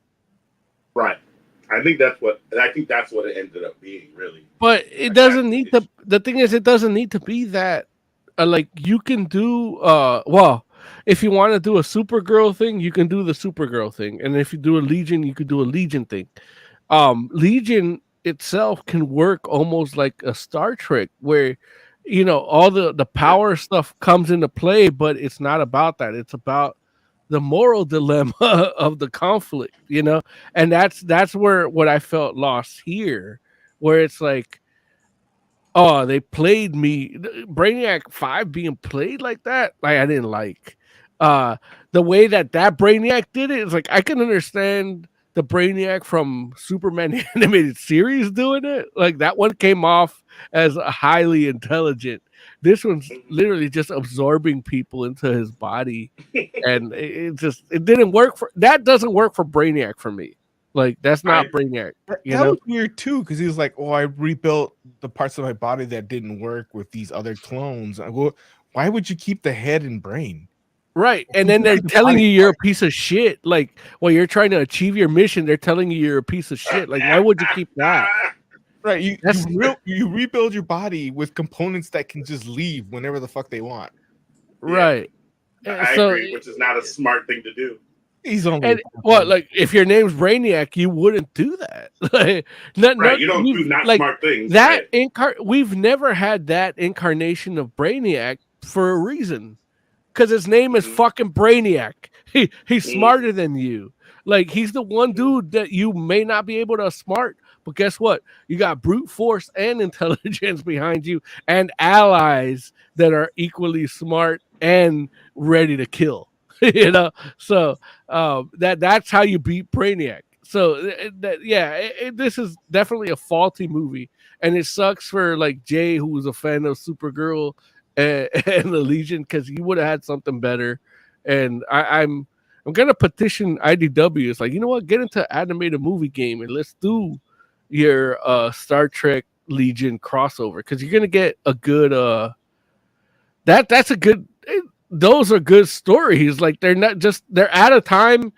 They're characters that can do things out of time in the blink of an eye, going through at warp speed, getting lost in a wormhole, whatever.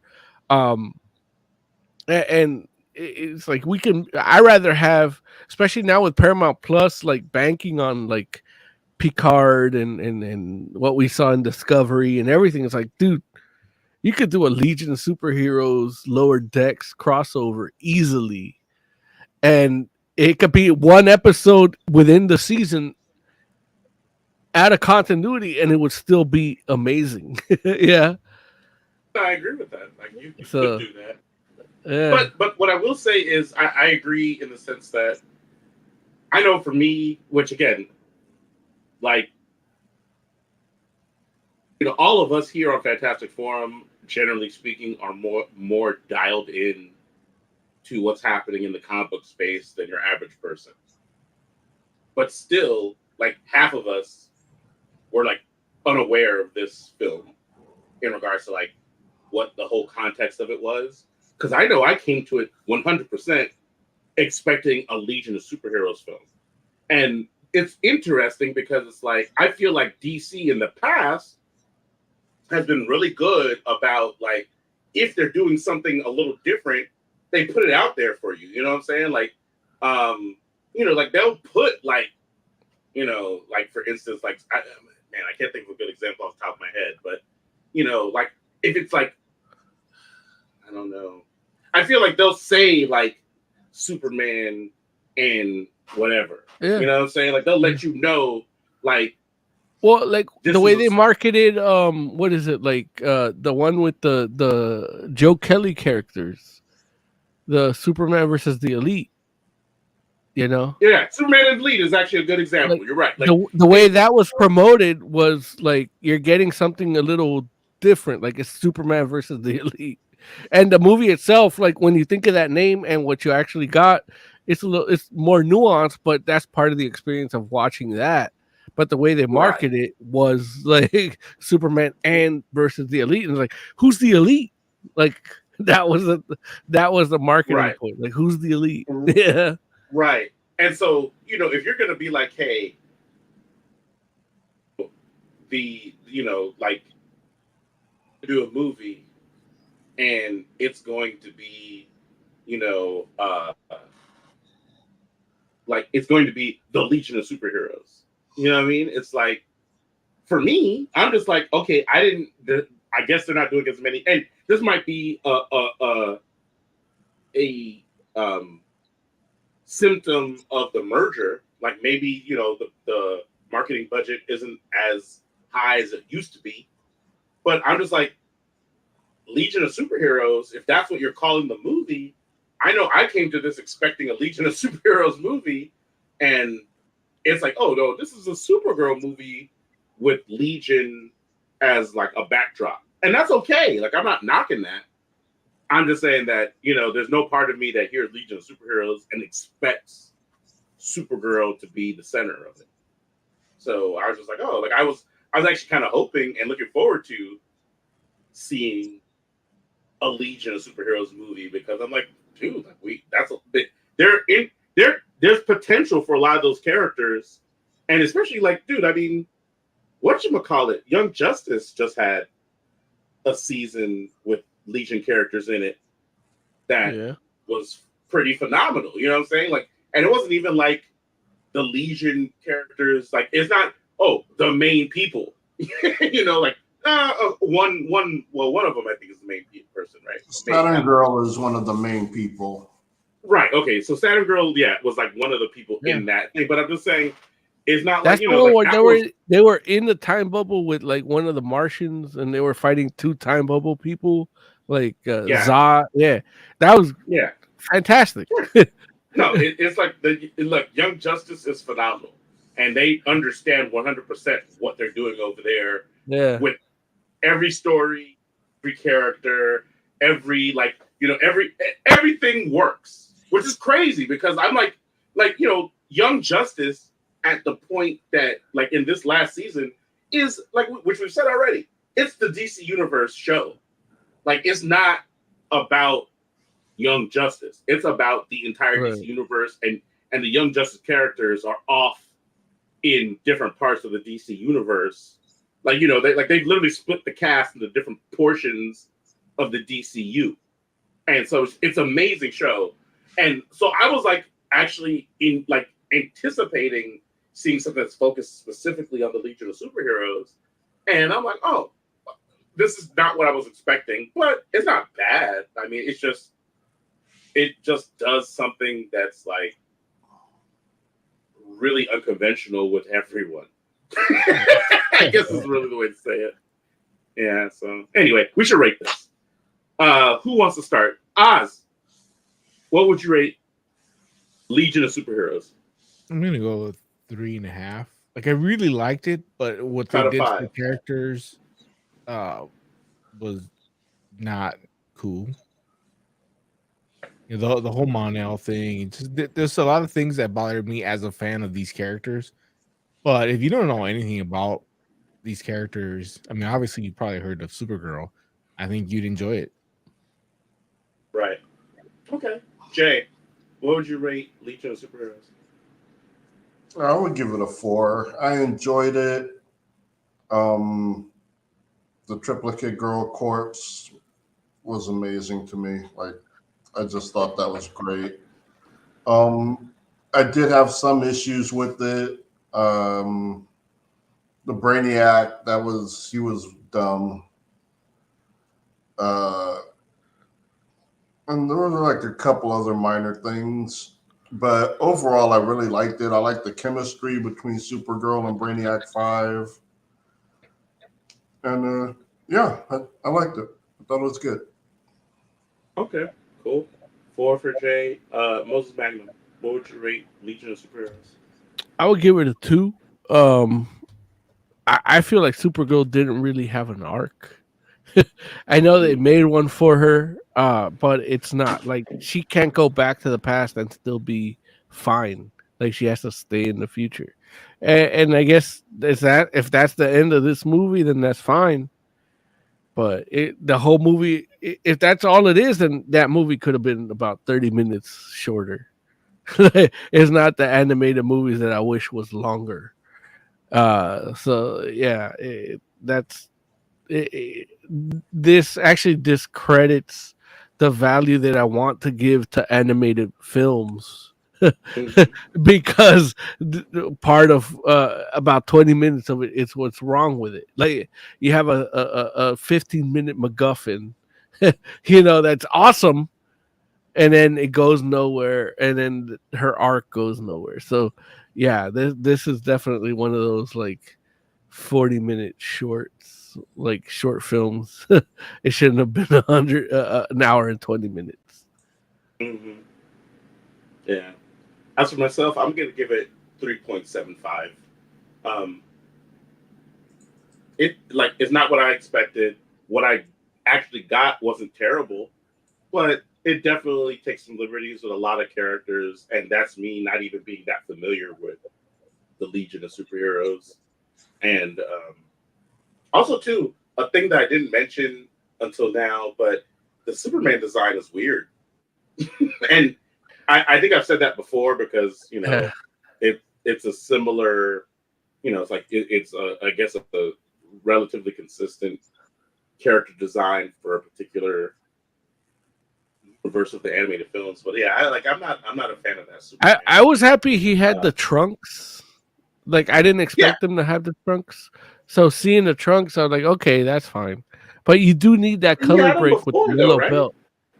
No, but the yellow belt, like that yellow belt is what really kind of breaks it up. And they insist on not really, they insist on not doing that. So I mean, look, I'm sure it's a legal thing. Like if they could do classic Superman, they would. Who knows? I mean, really, it's like he's not even in it that much. He has no real impact other than sending her into the future. Like he literally, like, the dude that's all about accountability and everything. It's like, oh, you got to look out for your cousin. Yeah, I'll pawn her off to somebody else in the future where she can't affect anything in the timeline. Like, I feel like that's unfair indictment. It is, but that's how you get my 2.5 score. Yeah, that's fair. I mean, especially considering that they literally have like a time machine. Like you could probably bring her back like the moment she left. Like, but she didn't. I mean, she stayed, right? She didn't want to come back. Yeah, no, she stayed, and I'm not saying like he left it to her to make the choice. She's like, I got my future boyfriend. Like, okay, cool. Like, stay there, then. Don't ruin my time. Right. Yeah. All right, let's do some nightclub. You all ready? Let's do some comic book. Oh, he also didn't want her back because of the whole thing that's going on. Like, did anyone watch the after credit scene? Yes. No, I didn't. Oh, basically, Batman and Superman are freaking out because of some shit that's coming, and they didn't want Kara, or Superman doesn't want Kara back there because it's gonna fuck them all up. Man, that adds a whole other layer to the whole thing. They die at the end. Don't die. It's They're dead. They're vaporized. They're not vaporized. There was nothing but a hole left where they. But were standing. either way, if they're dead, like she can come back in time and fix it. So Right, they're dead. It's good that she stayed. Superhero Yeah. supposed to come back and save them. All right. So okay. So in this universe, Superman is as manipulative as Batman. Okay, cool. I'm in. What? Where you get that from? Because she's gonna realize, oh look, it says he died like a week after I left. Yeah. Here's the other thing, though. I'm like, I don't even know if this is gonna get resolved or not. Because with Discovery chopping up everything, I'm like, man, like whatever the next animated thing was supposed to be that resolves this might not actually get made.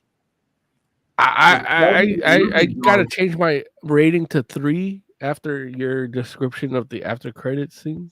Did we tell you they die? Yeah, like no, well, it's not that, but it serves a purpose that she didn't have her full arc. Like she has to want to come back and face that time. That's my whole problem with this. Like she didn't learn to be part of that time. That's the crux of this story. Her arc should be her making peace with being at this time, and the death would make that happen.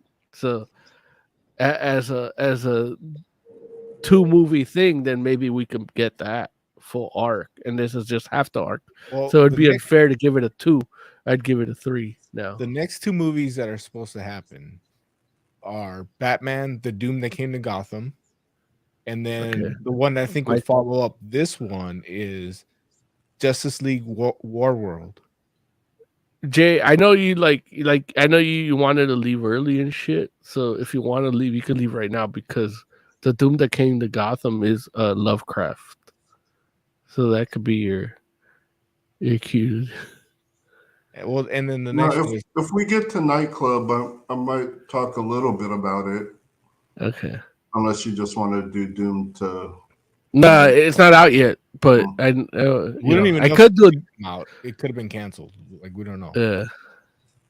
And then there's Justice League War World, which I think is what the follow up would be. I know you don't like Lovecraft, so that's a good cue. It's also just like the man Lovecraft. You don't like the man Lovecraft, I thought. That's what I said. I don't like the man Lovecraft. The stories are fine. If we're talking about J-centric stuff, there's supposed to be a Justice League X RWBY movie. Ruby. RWBY. Ruby. Superheroes and Huntsman Part 1. So I guess it's going to be 2 movies. Oz doesn't do the woke ideology. RWBY. I don't say RIP either. I say RIPD. It's supposed to be RIPD. Stop this. Okay, that's what I said. RWBY. No, that's different. That's Ruby. Like anyway, but yeah, man, it'll be. Yeah, Jay mentioned that earlier that they're doing that crossover. Oh, you might not have been here for that, but he did mention it. So, or I don't know. Maybe you were here for that. I don't remember. Either way, I don't know. But either. So yeah, so I don't know, man. Like we'll see. I hope, like if War World, Justice League War World actually, yeah, is probably the follow up, like you said. It's crazy because I feel like the War World comic wasn't that long ago, but maybe it was now. I don't know. Pandemic years, like was War World pre-pandemic? Yeah, it's crazy. Because it doesn't feel like, but it might have been like 2019 though, right? It was like 2019. Well, I feel like it might have been during, but you lose it because of pandemic. Like people were, that could be it. Just like the Fantastic Four event, Empire. Like Empire was before the pandemic, though, right? No, I think the Alpha came out like right before, and then everything was supposed to happen during. Yeah. No, I remember reading But yeah, talk about Nightclub. I'm gonna go take a leak. Did Mo not read Nightclub? Son of a bitch. Oz, What? What'd you say? to read Nightclub? I read the first issue. I know there's like 3 out. That's fine. No, what reading the first one is fine. Yeah, that's all. So, Jay, did you read only the first, or have you read all 3? No, I'm current. Joe's offended. I apologize, Jay. I didn't mean to ask They're you. on issue 3, right? Yeah. Yes. Okay. Yes. I wasn't implying that you or probably hadn't read it, Jay. I was just asking just because we do a show. If it was just us in the car, I would have just assumed that you had read it. I promise, Jay. It's not an indictment on your character. I know you. So, Jay, why don't you go ahead and tell us, or tell the audience what's the deal with Nightclub? What's Nightclub all about? Okay. Just a heads up, I don't remember anybody's name. Okay, So- you don't remember the names. Nightclub is about these 3 kids who are out there trying to earn YouTube clout, doing stunts. One of them falls, breaks his back, neck. He's basically fucked. But then he gets healed and turned into a vampire by a cop who says he needs warriors for an upcoming battle. So he trains the kid how to be a vampire, and the kid goes and turns his best friends into vampires, and they start fighting crime for YouTube clout. So that's basically what it's about. Normally Lawrence would have a follow-up question, but Oz, what did you think of Nightclub? Well, like I said, I only read the first one, so I got up to the point where he shows up in a luchador mask for some reason. And Right. yeah, that was actually my question was I wasn't sure, like it could go either way, where he could either just fight crime to fight crime, or based on how he got into the situation he was in. I was gonna ask, well, does he do it for the gram? Yeah, he does. Try to get that. Yeah, I figured something like that would happen. And then my follow up to that would be is I wonder how the cop is going to react to that, because he just turned this kid for a specific reason, and he says exactly why he chose this kid. And then this kid just goes and turns 2 other people, and they're like uploading their shit to the internet. So I don't know if by the 3rd issue, like he gets involved. I assume he would, and I just kind of it's an interesting book, and I'd like to see where it goes. Yeah, he finds out at the end of the 3rd issue. So he hasn't you haven't seen his consequences of like how he's gonna. I guess you saw how he reacted, but you haven't seen what he does with the information. Right. Okay. But yeah, he's pissed. Yeah, But I figure he would. basically, issues 2 and 3 are basically the kids showing how their lives has changed, because they kind of want to fight back against the people that were bullying them, but they kind of don't want to let on that they've got like superpowers now. And so it's kind of a mix of that, and it explores the relationship between the 3 characters. Yeah, so basically that's what's going on in 2 and 3. And they're also learning and training how to use their vampire powers. Now, So should we- in issue In issue Well- 2 and 3, they all become vampires. Yeah. Oh, He basically, the first thing he does is turn his friends into vampires. And that's not a surprise because there are already vampires in the cover to issue 1. I get it, but yeah, it's not what I read, and I'm not. I know enough to not judge comic books by their cover 100%. I judge all things by their covers. Like I just look Yeah. at someone and I know. Yeah, well, that's why you get mad and leave when somebody makes a blanket statement. That's my powers as a Catholic. Mhm. Yeah. But I will say these are like the old school vampires with the rules and stuff. They can only go inside when invited. They can't cross running water.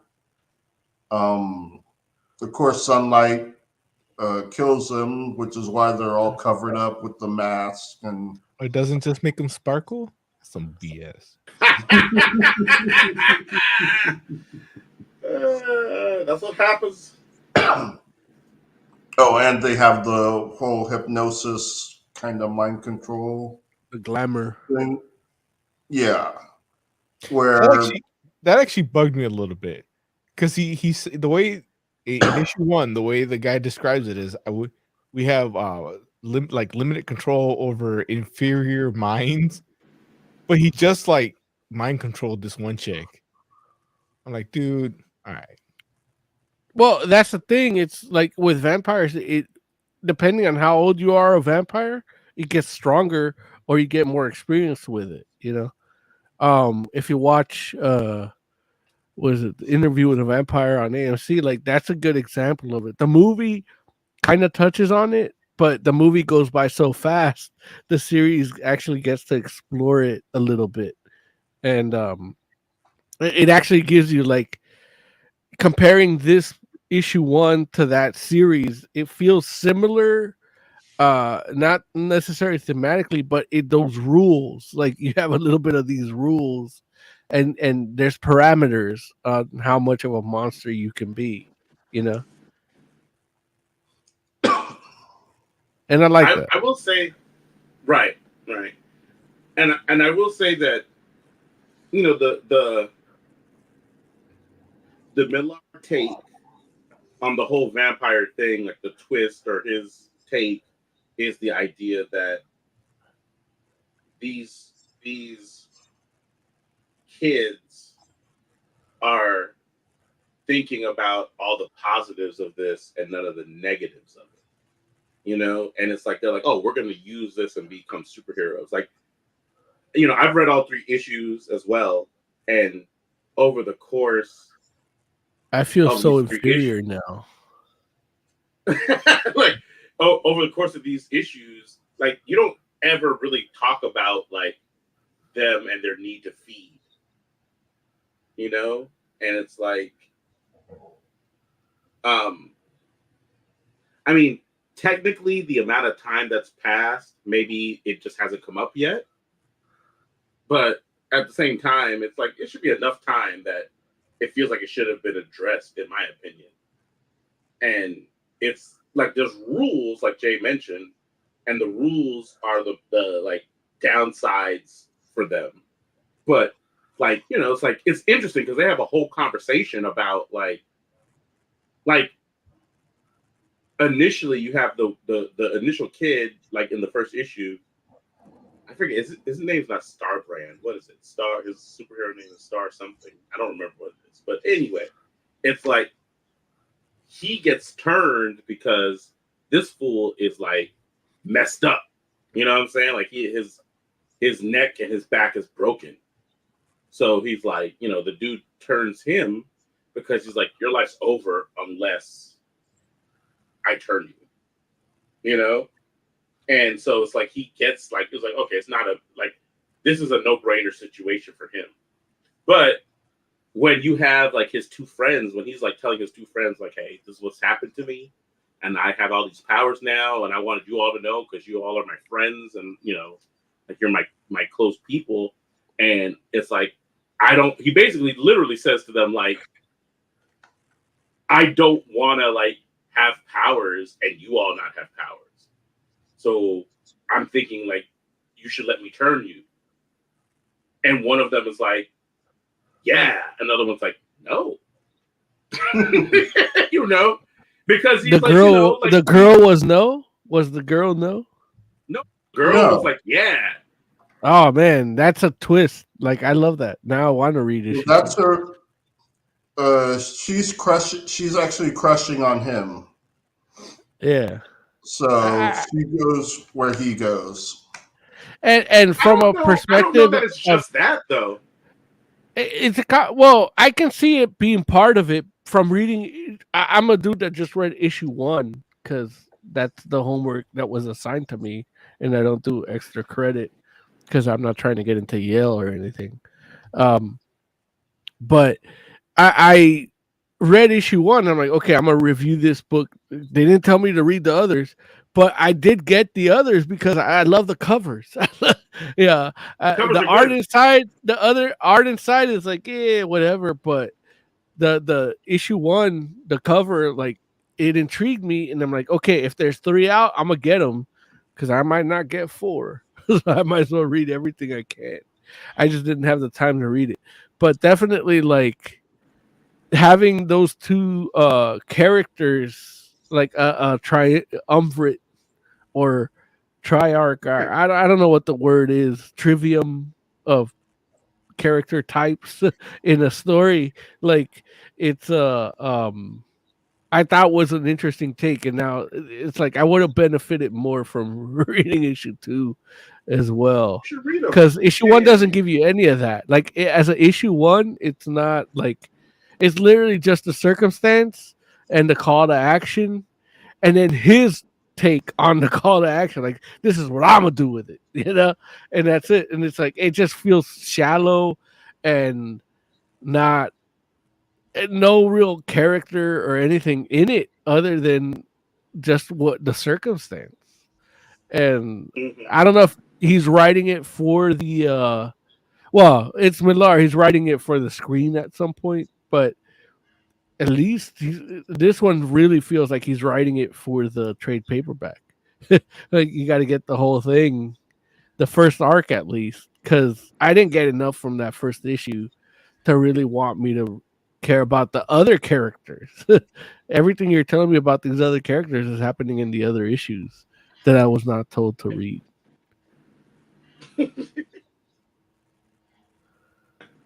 So, yeah, it's. I will say that it's interesting because I feel as though a different writer probably would have like had those 2 friends agree one way or the other. Like I could totally see like a different writer being like, oh, like they're both are like hesitant, or they're both like, yeah, let's do it. And I thought it was an interesting thing that one was like, oh, I'm totally down, and the other one was like, I don't know, I'm not gonna do that.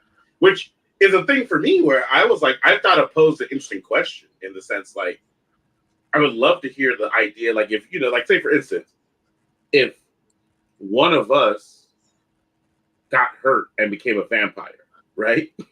Turned into a vampire.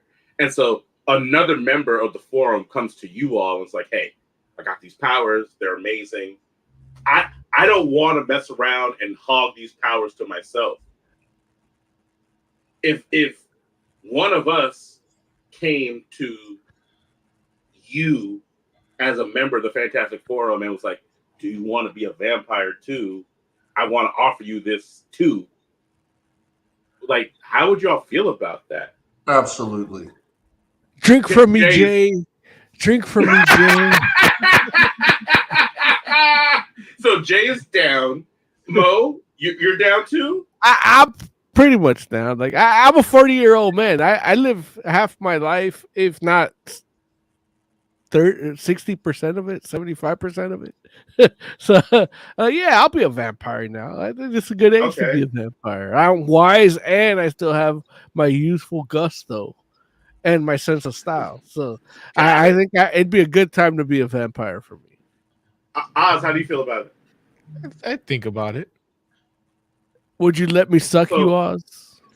I think it's implied that I have to suck you, right? Like that's Well, it depends who's the vampire. Like, Right. Like because if Larry if- turns you into a vampire, and then you want to bring me into the fold, like Jade left, he's got offended. Like, he's like the I'm moment pretty sure we just, took off. yeah, I'm yeah, pretty sure we it's just like- hit the 2-hour mark, but but yeah, Oz, like if a member of the forum came to you and was like, "Do you want to be a vampire?" I hear you say you would think about it. So is that leaning more to depends. It's leaning towards yes. It's the whole like rules that I'd have to consider. Or who's the master? Who's the like? If Larry's the one telling you like, "Hey, I'm a vampire. You want to be a vampire too?" Or if it's me telling you, "Hey, I'm a vampire. Let's be vampires together, man, bro." What difference Yeah. between me or you? Like why does that Well, matter? it's not. You're a different type of person than I am in It's terms also of like a how master and ward. how much control? You're saying I explained it does the wrong? master have? Like, is it What'd a you thing say, where, Oz? is it a thing where I can like do whatever the hell I want, or does the master control the tourney? Like, I don't want to. Yeah, I mean, as far as we know, in this scenario, In this comic scenario, yeah. yeah, there's no the like the cop controlling- says I'm your lord and master or something like that. Yeah, he's your maker, but he's not. No, he no, still says, doesn't. Like he makes it seem like I control you. But- that might be something that'll come into play, but from what I've read, that hasn't come into play because he's so like, far we're that gonna make hasn't come money. into play. Yeah, Right, yeah, And- that hasn't come yeah. into play where it's like the kid is out here doing what he wants for 3 issues so far, you Yeah, know, and it's not like, you know, and that's like, the only don't get me 3 wrong. issues you're ever gonna get. I would have just questions like, does it have to be human blood? Well, and listen, these are all good questions, and these are all questions that not only did they not get asked in the comic, but I'm pretty sure that if they did get asked, that the character that was like, "Hey, I want to turn you all into vampires too," he doesn't have the answers because, like, even Jay that was talking about, like, he's like, "Oh, there are these rules, right?" Those group of friends, they find out about those rules together. Like, nobody knew that there were like those, for instance, the being able to cross running water. Like, they find that out all together at the same time. So, he went to his friends like uninformed. You know what I'm saying? Like, he didn't know that they can't do running water. And the same thing too. Like, there's like, it does like Jay was right in the saying they do the classic, like, you can't enter a vampire can't enter somebody's home unless they're invited. You know what I'm saying? So it's like, again, the dude that got turned, he got turned without asking any questions about what the rules or limitations are. And when he went to his friends, he didn't know anything about rules or limitations. And so they made their choices blindly. And so, other than the sun, like, he told them, he was like, "Hey, you're not going to be able to go out there and, like, you can't go out in the sun uncovered." But other than But he that, found that out awesome. the hard way too. Like, because didn't he like Right. run out into the sun? Like, and Right. he went and did. saved them. He could have just died right there. Yeah. Right. And so he I read definitely, that like, issue. let them- right. I did my rules diligence. that the downsides he knew about, he definitely told his friends about. And he's like, "Hey, you're not gonna be able to go out during the day regular anymore. But if you're covered up, you're good." And he's like, "You all want to do this or no?" So, yeah. Ladies and gentlemen, we do have a caller. Derek H. Tell people Superstar sci-fi writer. Right, there it is. Yeah. Author extraordinaire Derek H. Auteur. Tell the people where you're calling from, and if a member of the Fantastic Forum approached you to become a vampire, what would your reaction be? He's asleep. Take it off mute, Derek. Are you still there? You're dead? You sleep? No, he's not muted. He's just asleep. Yeah, he's not muted. Derek, you awake? Wake up, Derek. Wake up, goddamn. Okay, I'm gonna remove Derek then, since he's asleep already. We've hung up let on us know if Derek. I felt We the hung same up on way when I Derek. read that book. Oh, Derek, are you there? Oh, yes. Oh, Derek Gates is revived. Derek, tell the people where you're calling from, and if a member of the Fantastic Forum approached you to become a vampire, would you receive the gift or no? Well, I am experiencing FOMO and NoHo right now. If one of you guys came to me, I like how you're trying to not just come out and say Joe, because we all know Joe is one of the Walking Dead, and I'm sure he has approached somebody to do just that. Our laughter is not indicative of confirmation of what Joe is or may not be. And no, I would not become a vampire because I am in love with my immortal soul. And that's one thing you guys all forgot about.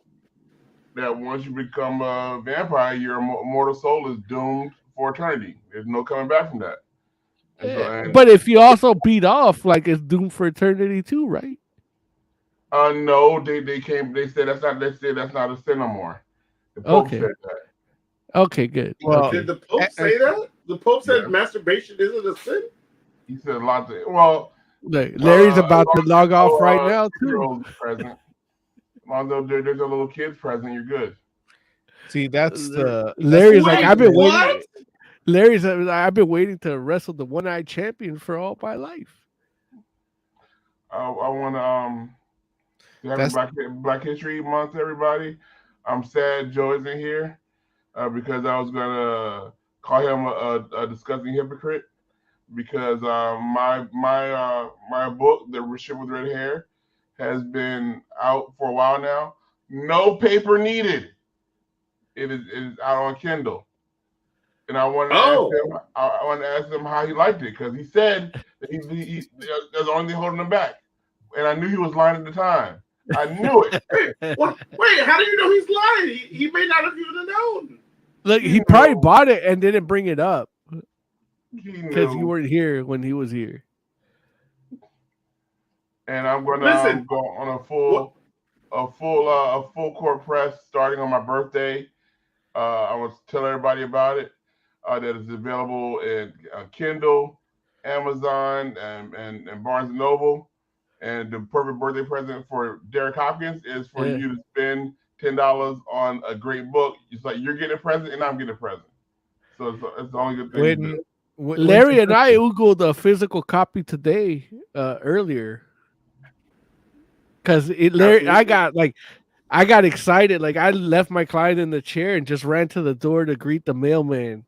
Because I'm like, I knew I'm getting high class literature here. I opened it up and it was a ship with the red hair. My brother's like, what is this? I'm like, just read it. Shut the fuck up and read it. Don't talk to me until you're done. Say that. Everybody needs to shut the fuck up and read it. Yeah. That's all you need to do. There it is. But no, absolutely, Derek. So Derek, now look, the Fantastic Forum is gearing up to read your book, man. So when we call on you to come on the show to talk about it, don't act like you don't know us. I know three of y'all. Well, I know two of y'all, but one of y'all I'm going to ignore. Wait, but there are four of us. So wait, are you ignoring two of us or one of us? I'm ignoring Joe. I'm going to ignore Oz because I'm still waiting for the time where his wife takes over for him on the show, which will be any day now, I'm guessing. Wait, you want Amber to replace Oz? She's not even allowed to listen to the show. Amber about my book, but I will not discuss it with Oz at all. Wait, why not?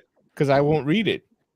Thank you for being honest. Wait a minute. Why in the world? Where did this hard line come from all of a sudden? Like Oz, before this moment, would you have read the book? No, it's been out for like years. He's had chapters on the affairs. I have never read a single page of it. Too long. Didn't read. It's like 90 pages. TLDR. Are there pictures? Yeah, the picture on the front. Yeah, on the cover. It's a nice picture. I You liked how told me not to it go actually by a cover. when it got printed out, when I actually saw the physical copy, because I saw the little thumbnail on Amazon. When I actually saw the physical copy, I'm like, oh, I love this little art. Like I mean, who did this? only consume books through holodeck form. So Yeah. when it's out Again, that's available now. Like it's literally like Alexa.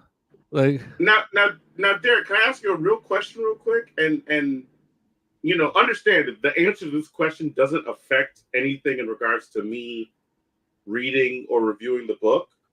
But and I want you to answer as honest as you can here. Like, because I know Mo has been like, oh, like, and Oz, like they're like, oh, there's been like chapters of this out for years. Did I miss the memo? Like, how did I not? Yeah. Well, you're a bad friend. You're a bad friend, Like, and you don't like. I don't even. You don't like Derek, literature. I know more about his stuff than you do. Like you just hate literature. Listen, That's all it is. Wait, listen. First of all, I was directing my question to Derek H. So, and it turns out that neither one of you two are named Derek or H. So I was like, you all can both be silent in this moment. Be silent. It's just let the author speak. Let the author speak. The first review of his book is from Hunter Red, written 3 years ago, about chapter 9. I started to publish it on a place called Inkshares at the behest of Billy O'Kay. He said that was a good place to publish it. I decided against that after a little bit because I was posting everything there for free, and I was giving people the chance to read it for free. And I got up to probably like chapter 15 or so on there, and I was like, "What am I doing? This is dumb." And so I took it off of there, and I went to got a publisher to make a real book out of it. And so, yes, you did kind of miss the boat because I announced it a long time ago. I was right there where it was at, and then I took it down to get everybody hyped for it. Now everybody is hyped for it. Now I am trying to brace myself for the waves and waves of excuses that are coming my way. Derek. Like Oz. Derek. You won't. One day it will be in hieroglyphics, Oz, so you can read it. Derek. One day. I went to Inkshares. I clicked on the reviews. 8 of the 10 reviews are your mom. Yes, because my mom loves me. Thank you. Yeah. Jealous? Mom. Jealous much, Oz? Yeah. Wait, why did your mom review the book 8? She reviewed it chapter by chapter, it looks like. Oh, okay. Yeah. No, because you were so Larry, the chapters were released about what, like on a Larry, correct me, but like about a 4 or 5 week schedule. You would get a chapter in your email, and then when you click to read it, you go to the website or go to your app. I have the Inkshares app, so it would open it up there, and then you can review each chapter. It was almost like a YouTube type of execution of what your work. You know, like you it's interactive in a sense. So, I enjoyed all those chapters. I should have reviewed them too, but I didn't. I just enjoyed them, and man, Derek's doing this thing, and I'm enjoying it. And when I actually got to see Derek every now and then for a haircut, I'll be like, "Hey, Derek, man, I read your book. I read this chapter. It's like, it was cool." I got to talk to him a little bit about it. Then we talked about the real news about like Supergirl being shitty and Stargirl and all that shit. Right. And then angry white people about comic books. You know, just the higher concept. Like I don't want to like be all starstruck with Derek. Like we talk about real shit. You know? Right. I'm like J.K. Rowling that loves trans people. Yeah. And look, and you're my friend, so even if you hated trans people, I'm like, yeah, you're my friend, and you're a little wrong, but but you're still my friend. I was about to say to Tiger Claw, who I'm sure is in chat. He's already. This is what obsessed with people already start talking crap, but they want to pretend like they're not. He's like, what if they make my book into a movie, which they probably will because it's a great book. What are they gonna do to make it woke, quote woke? And what's the problem with that? I feel it already is woke. It has a female protagonist, a young, attractive female protagonist. It's gonna be the ship with cornrows. The whole book is about how things go wrong when you don't when because nobody listens to her for the sole fact that she's a female, a young female, and people are ignoring her, and people won't let her do what she wants to do, what she has every right to do. That's basically what a book is about. And so I have no problem with it being woke. I wasn't gonna go so far into saying that that she's not white nor black. She's like a mulatto. But then I realized that mulatto is maybe a offensive term. Yeah, the first offensive term. No, it just means I don't think so, but it may be. So I did. So I kind of dropped that. So is she a Noctaroo? Maybe it is woke, Tiger Claw. And if it is, why does that hurt you? Why does it hurt people? Most comic books now are woke, as they say. But people say, oh, I don't want a woke comic book. Like screw you people. So somebody's different. All comic book heroes are different in one way. They're all mutants or what do you call it? What does Image call them? Freaks or whatever. The thing is, the whole point of like literature or writing in general, it's a character outside the paradigm of his environment. that automatically makes it woke, even if it's just a white dude that just thinks different than every other white dude, and it could be a book full of white dudes. Hold on, who wants to read a book about Bob down the street where he's just like everybody else? No, I don't want to read that book. Derek, yeah. Christian Faith Publishing. Yes. Hey, and they got a lot of money, man. They take it from you. Do you hate the Lord down too? I'm not a Christian. I'm a Catholic. Are you all out in? Whoever. All Catholics are Christian. Yeah, tell that to the white people. Well, I thought he was Muslim. All of a sudden, he doesn't like white people. I love white people. Like any Catholic that doesn't understand they're a Christian is not understanding. It's a different type of moron than the other Christians. It doesn't make any sense. Like a Christian is just somebody. They all believe in the made up dude that like is hanging out there, and hopefully you're gonna please them. I don't care. Like all I care is if I want to become rich like J.K. Rowling, but I still love trans people, so I can have my own little amusement park with trans people. That's all I want. That's what I want to like. I want to have a little pro trans video game coming out that people are playing on Twitch. That's what I want. I want a video game, on an amusement park, on everything that George Lucas got. That's what I want. Nobody bought that Hogwarts game. I may write another one depending on how this one does. I may not. I just may go down. I thought you had a trilogy planned. What happened with that? Yeah, it is planned, but it may not happen if this goes very poorly. Yeah. Oh, so why am I going to read the first one if I'm not going to get the rest of the story? You're just going to battle each one is its own story. I'm not. This isn't like Empire Strikes Back and leave you hanging. It's self-contained. No. I'm not a comic book writer. So Derek H., like I said, like Fantastic Forum is planning on reading it. So, oh my God, you're going to make me read this? Spend 2 hours out of your day. It's 90 pages. Like, yeah. Do it right between time you pray to Mecca and put your shoes back on. Mecca, please. We're gonna read it. So when the time comes and we're like, hey Derek, we want you to come on the show to like talk about your book, like don't act like you don't know us. And come on the show, let's talk about it.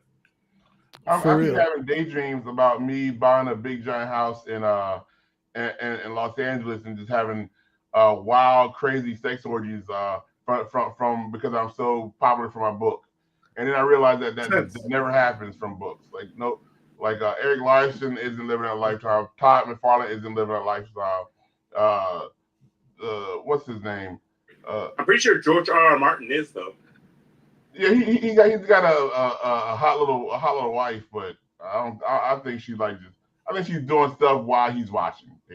I'll tell y'all the truth. I don't think George Martin. He's a big guy to be all up in there.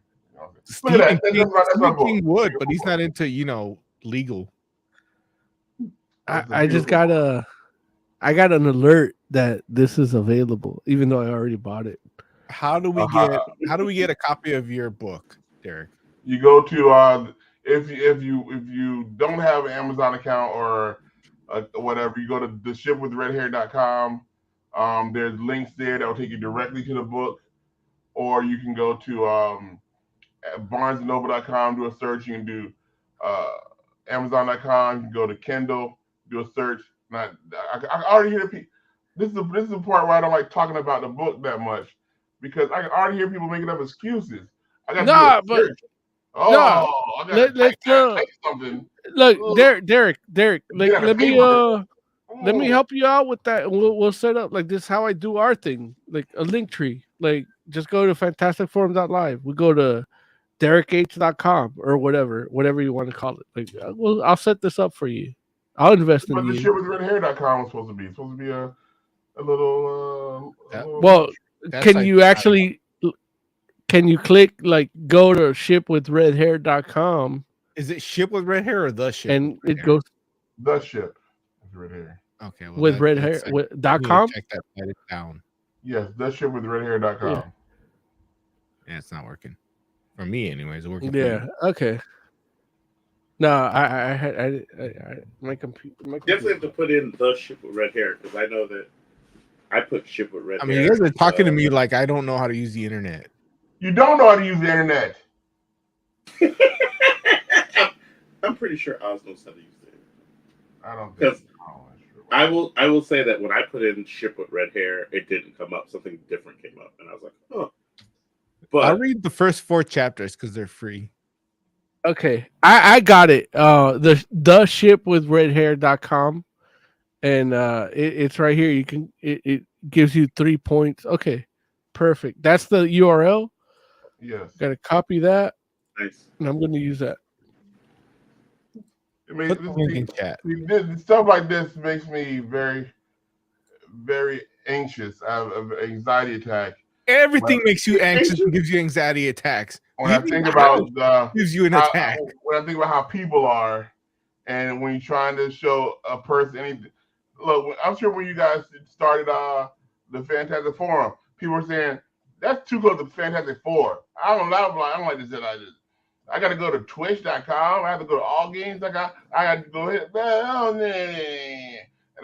Actually, what we really got was compliments on the name. Like everybody, we do get a lot of compliments on the name. That's true. Yeah, but you know, there is a little bit of that we do get every now and then. Okay, so it's just me that people hate then. So it is just me then. Yeah. No, it's not just you. It's not just, like people are hesitant in general, but we can overcome that. Because look, what I know about this, Derek, you're a fantastic writer, dude, and so I'm looking forward to reading your book, because I know how good of a writer you are. The first line of the book, I wanted to grab people, and it said, as soon as I put my headset on, all I hear on the other side is screaming. Well, yelling to be more precise. Hey, spoiler! That's a good way to hook people. Oh wow, what's going on? Well, I think Larry was there when I explained the book to my brother, and this before it actually got shipped to the shop. I think it was like 3 weeks ago. We're like, oh yeah, one of our dudes like wrote a book, and I go like, he's one of the smartest people I know, but he has the best critiques on anything that you could tell him. He can critique it eloquently, intelligently, without any kind of anger, which is like what I lack. So then my brother's like, oh yeah, I want to read that book, and so the dad gave him the book, and he didn't read it because he's an idiot, but but it's there. I got him right then and there, but right, yeah. But I told him to, but Larry kept talking to him. Oh. Well, after I found the book like this, and the first review I got was somebody was like, I don't got this is dumb. What's the difference between screaming and yelling? It doesn't make any sense. I'm like, okay, this is done. I'm out of here. I'm done. Oh, about that vampire book you guys are talking about, I'm kind of not interested in it because it sounds like it was written for Netflix to become a Netflix TV show. And so I'd rather just watch that Netflix TV show that I'm sure is already in production right now. So just like that Power one, where they had the show about girls with superpowers that's coming out on Amazon in a week or whatever. I'm sure that was a comic book for, I don't know, maybe it was. Shows the show about girls with superpowers.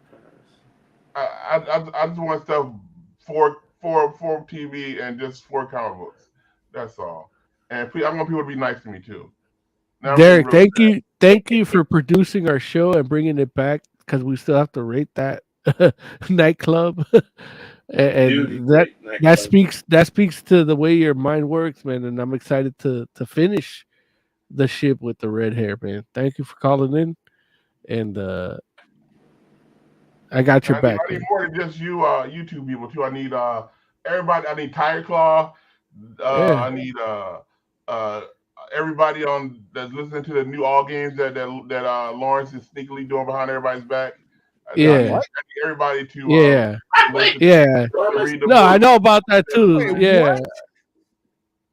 he's moonlighting, producing another show. Hey, he's being sneaky about it too. Why am I being sneaky? Wait, no, hold on. No, we'll get back to you. Derek, there's an audiobook version. Who does the reading? Okay. You're being a joke. You're being a jerk now. Oh no. It's a question. It's a question for Twitch chat. It's Twitch chat question. They want to know. There is audiobook coming soon. Oh, coming. All these things take time. Hey, you don't go to the nightclub. Author say, "Hey, wait, is this a movie yet?" That's what question Tiger Claw wants to ask. No, that's because they have the decency to put pictures in it so I can see what's happening. Yeah, no, but either way, it's a valid question. It's a valid question. Some people live in commute. Like, I know I spend about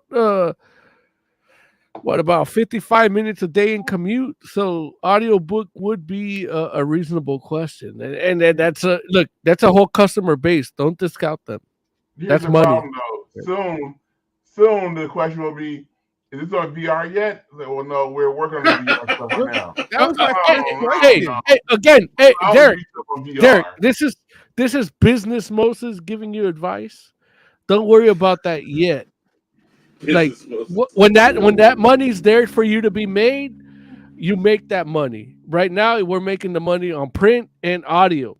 So we pimp the print and audio. You surprise people with the VR, man. Don't even throw that out there yet. We'll have a VR experience soon, man, on Disneyland. And I say we because, Tiger Claw had ears. I didn't know Tiger Claw had ears to listen to stuff. I never heard him listen to anything before. $5.99 shipping? God damn it. Sorry. Okay, buy that in Kindle then. Read it on your phone. How much books? I'm not Jay. I love paper. Okay, see, this is what makes me sad. I'm actually starting to shake a little bit. I gotta go, everybody. I'm sorry that Quantum Mania is a big turd. I hope it's gonna be better, but Marvel, the MCU is slowing down. I'm sure it would speed back. I don't know when it's gonna speed back, but I'm not excited about anything coming out. They got the head of the other company making their next film, so I don't think that's gonna be good either. So I think other company making their next film. Well, you think James Gunn is gonna do a good job on purpose? No. No. Yeah, that's my favorite quote of the show. And you can get that wit. You can get a lot of that wit and that sardonicism from the ship with the red hair. If you go to the shipwiththeredhair.com. The ship with red hair. You don't need a second though. Yeah, sorry. Ship with red hair. Again, if I can show you my hands, you will see my hand is actually literally shaking right now. I can't even keep it still. That's because you're fine. You don't need to shake, Derek. You're doing good, man. The link's on the screen. The proper link is on the screen. Yeah, the ship with How Red come Hood. it's not the? How come it's just not the.com? I don't. The S on my keyboard doesn't work. I gotta type an S in. Ugh. I don't type S's no more. I gave up on S's. Okay. Okay. Derek, have a good night. Thank you for calling in. And thank you guys for doing the show every. Appreciate you, Derek. Thank you for doing the show at a set time every week so I can watch it. Unlike Lawrence and his little secret AGN shows that pop up in the middle of the day. Hey guys, it's 1:30 a.m. You want to go listen to the new AGN? Me and Scotty here. Okay, whatever. Okay, I gotta go. I get mad that they get 60 viewers without any announcement or pre-promotion or anything. Yeah. We got 3 right now, and you're one of them, Derek. All right, I bought your goofy little book. Thank you for that endorsement, Oz. Thank you very much. That makes Whatever. You got my money. Don't act insulted. You got my money. Whatever. You got your $2 or whatever. Thank you. Hilarious. Appreciate you, Derek H. We'll talk to you soon, man. Throwing it right in the fireplace. All right. The thing about paper is it'll light up. Why are you like this, Oz? That's gonna be that's gonna be my next package video is me opening that book and then tossing it right in the fire. That's not right. Like, That's oh, not right. Look, it's here. Wow. Tiger Claw in chat says Miss A should be the one reading the audiobook version. And I'm not that mad at that idea. I'm not mad at it either. But ultimately, like when you actually read the book, it's probably better if they hire a voice actor and somebody that's. So you actually have read it. I read it when it was on Inkshare, like the first 5 chapters, and I liked it. Okay, I really did actually just buy it. Yeah, I bought my second copy right now because I do want to have one at the top.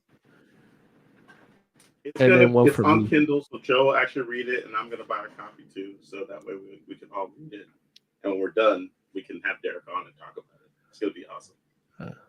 I guess. Okay, let's rate Nightclub. Oz, what would you rate Nightclub number 1? I'm gonna give it a 4. It definitely made me interested to get the next issue. Even with that, I only read the first one. With that art, well, that's why it's not a 5 because the art was. Okay, so wasn't bad about it. I didn't think I wasn't disgusted by the art either. The art was just is fine. It's fine. Okay. I've seen a lot worse. But yeah, you guys had disappeared for a few minutes, so I was actually asking Jay the questions that came up from reading the first issue, and I got a little bit more answers from the next 2 issues. So yeah, it definitely made me want to keep reading, and that's what a first book should do. Yeah. So okay, cool. Moses Magnum, what would you rate Nightclub number 1? Reading the first issue, I did not enjoy the art. The story pushed the book more than anything. The art I felt was subpar, but this might be a book that actually gets finished because the art is bad. So you don't have to worry about Damn.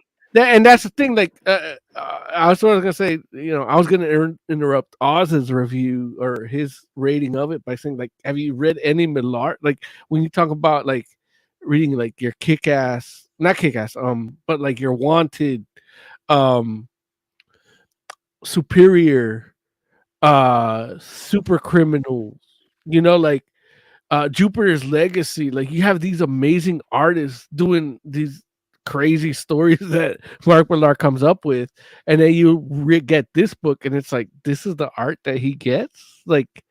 I expected at least a Lionel Yu or somebody like that, but he got somebody that's not as known, but that could do it on time. And I guess maybe that Derek is right. Maybe this is primed for Netflix. Like they want to get as much of it out before they actually get the series out. Yeah, because the art, I didn't like the art at all. Like I felt it was very like lazy, and it expressed the what you wanted to do, but the covers were the best part of it. But the art and the interior was not up to par for me. So maybe like 3, solid 3. The story pushed it forward, but at a full comic book with good art, this could have been a 5, and this art wasn't there. Okay. I'm gonna give it a 4 as well. Like I actually like. I don't think the art is as much of a issue for this book. Don't get me wrong. It's not the best art you're ever gonna get, and I definitely agree that the story is more substantial for me than the art of it was. But I do think that, you know, the book tells the story well, both in its words and in its visuals, as far as I'm concerned. And you know, so I enjoyed it. And I same thing happened with me where I'm like, I read issue 1, and I was like, I want to read 2 and 3, which I was like, I did.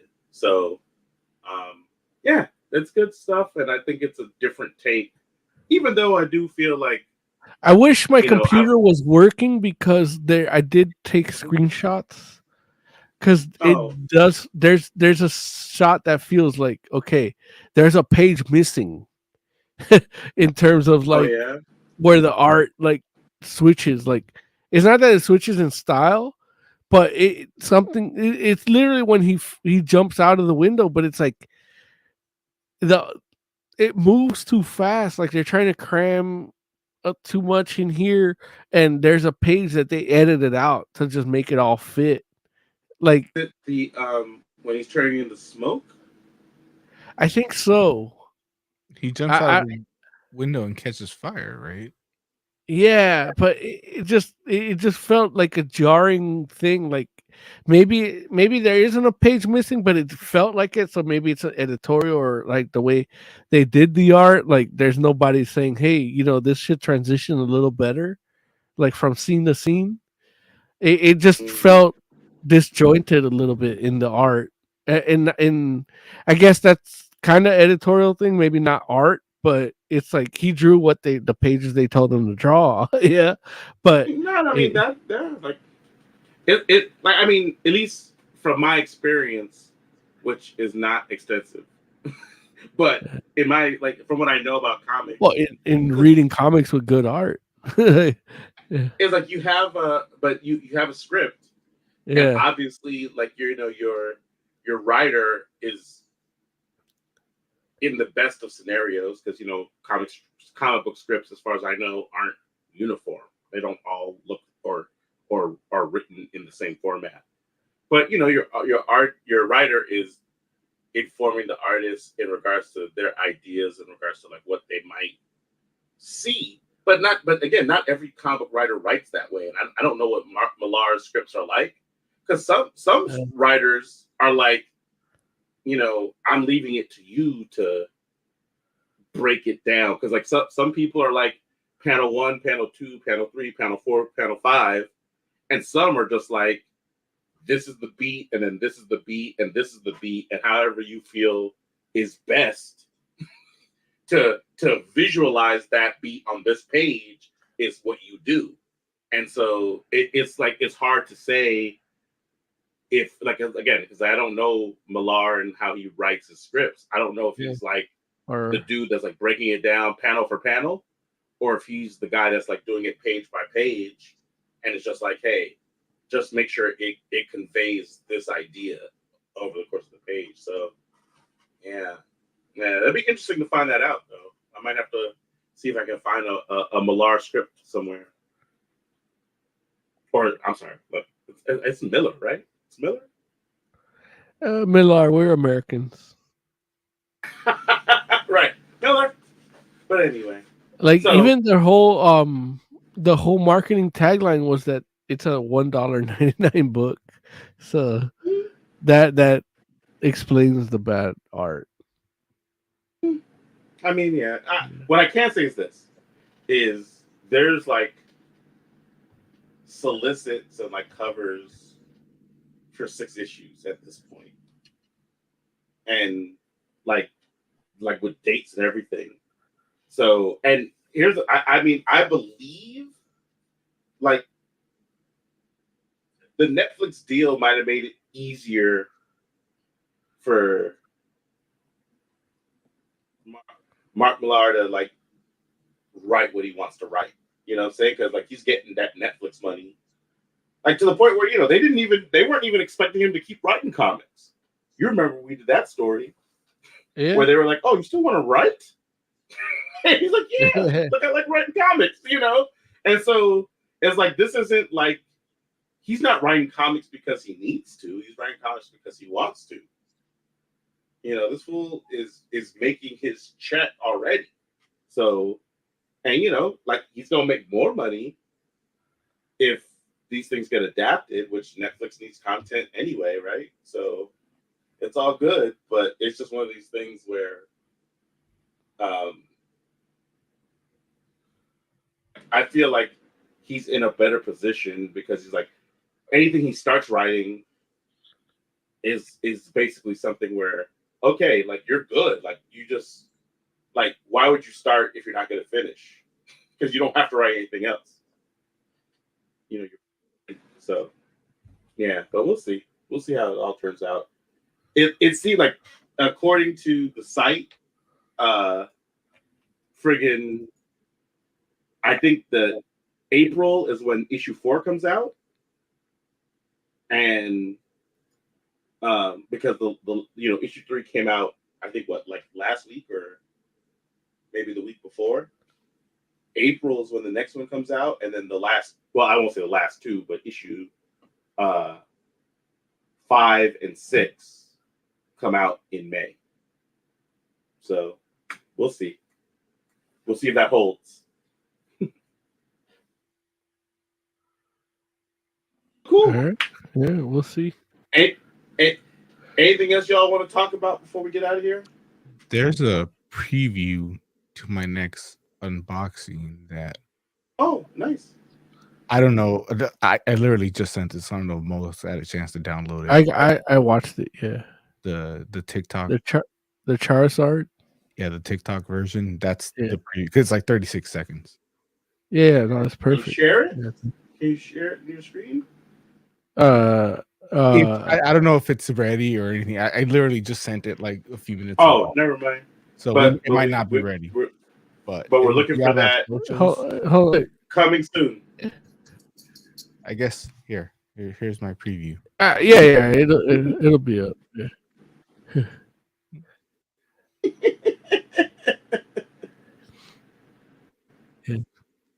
You played these last couple Pokemon games?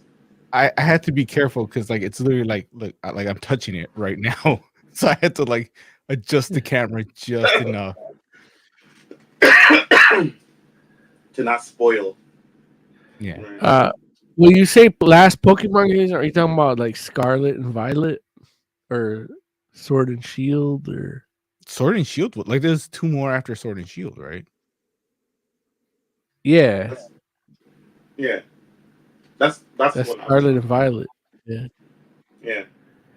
I haven't played those. I wanted to buy those for me, like get his and hers for Emily and me, so we could play. Mm-hmm. But I didn't because I'm a bad husband.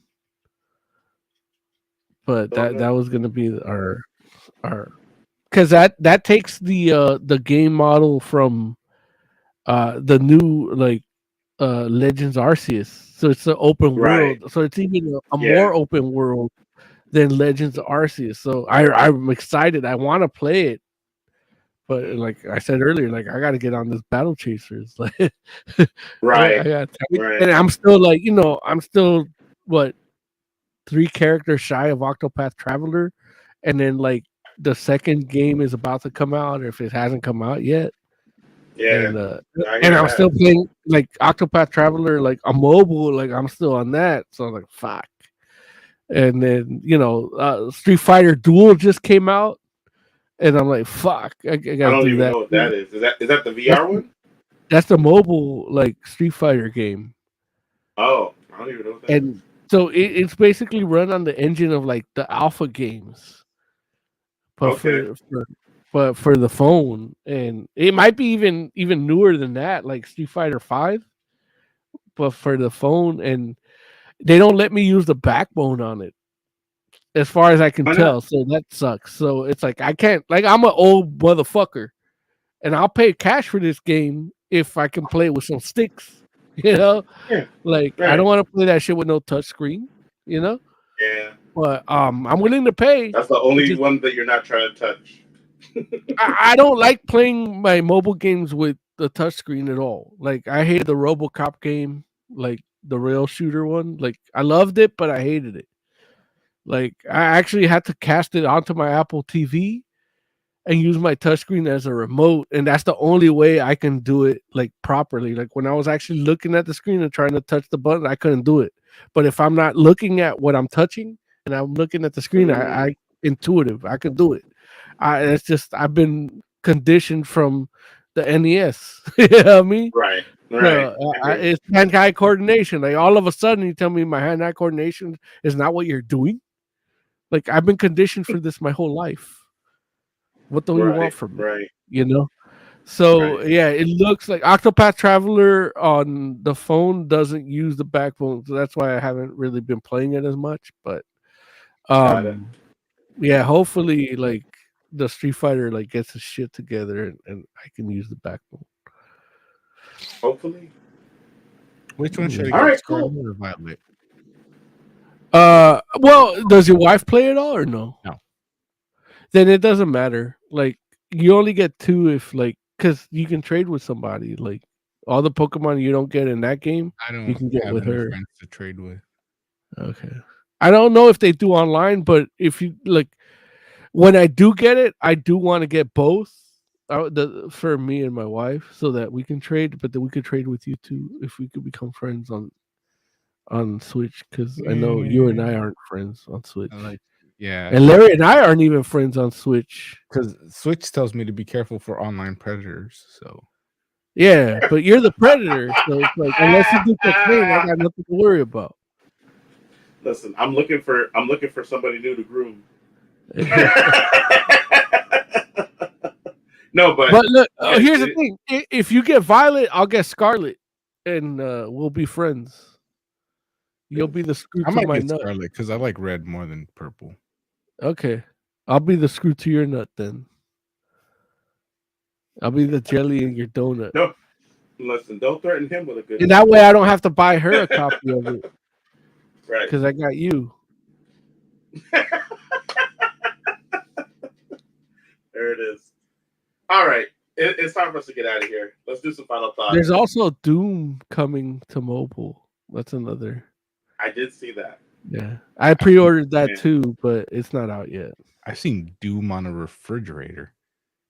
Yeah, no, but it's Doom. This is different. Like this is made for mobile, so it plays top down, kind of like a RTS without the RTS element.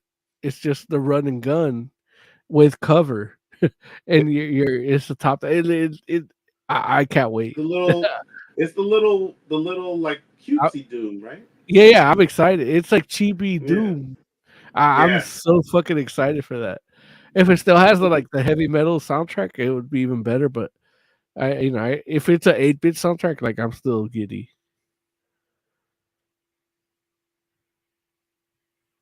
Oz, give me some final thoughts, man. Me giddy. Preview my package. It's a little bit small, but you'll like it. All right, Moses Magnum, final thoughts. Hit like, subscribe, hit the bell. Like this is what we do every week. If you like it, like chances are you don't like it. You love it. So just you love it. Like, there it is. Yeah, you have no choice but to love it. We're the abusive relationship you're allowed to have by your therapist. So Just like Derek H came, he literally everybody talked shit to him about his achievement, and he still came 2 weeks in a row. Yeah, I'm sorry, called in 2 weeks in a row. I don't know if he came or not. I know I did. He did when I told him I bought a copy of his goofy book. Yeah, but that's what we do here. So, buy merch. You know, we got shirts. You know, I'm gonna be rocking my shirt at WonderCon. It's about a couple weeks back. Yeah, Emily still wants her copy. He saw how quiet he got when Yeah, all right. Hey, look, we'll all be friends. We'll have a Pokemon threesome. We'll all share our Pokemon. All right. There it is. I didn't realize she wanted that copy that bad. Like, Get I'm Liz like, a copy hey, of Violet, and then me and her will be friends. we'll all be friends. Whoa. No, I want to be friends Whoa. with her because she hates me. So it's more She fun. doesn't hate you. She loves you. hates me. Yeah, she hates me. What? She loves to hate me. Okay. Well, But yeah, look, if you buy more merch, we'll all get a copy of Pokemon Scarlet and Violet. So do that so that we could all do that. And Larry could be our friend too. Yeah. Right. So I could be Because nobody wants to play Splatoon with Larry. I don't understand why. It's like the best multiplayer game, but You're too good at it. Like at this point, like you just like I can't be friends with somebody that's good at it. you could be on the same team. It's because he can't. But then I'm gonna drag you down. It's because he can't make himself come in real life, so he wants to play a game where it's just jizzing on everything. Yeah. It only looks like that during the white chocolate Splatfest. That's his nickname in that's his nickname in Splatoon, White Chocolate Slap. I was on Team White Chocolate and we won, baby. We swept. We Look swept. Look Team at White his shirt. Chocolate. Look at his shirt. That's white chocolate. He's like in your face. In your face. Unless you don't like that, then we can talk. Yeah. On your back, in your snatch, whatever. He's a gentleman. He'll ask you first. I'll tell you what. When I raise my hand, you tell me where you want it. Okay. For the entire Fantastic Forum. Look, that's why you got to subscribe because only we can ruin Splatoon like that. Oh, we're talking about a game? Oh, jeez. Thank you all for hanging out with us. We do appreciate you. We'll be back next week. We're the Fantastic Forum. Good night.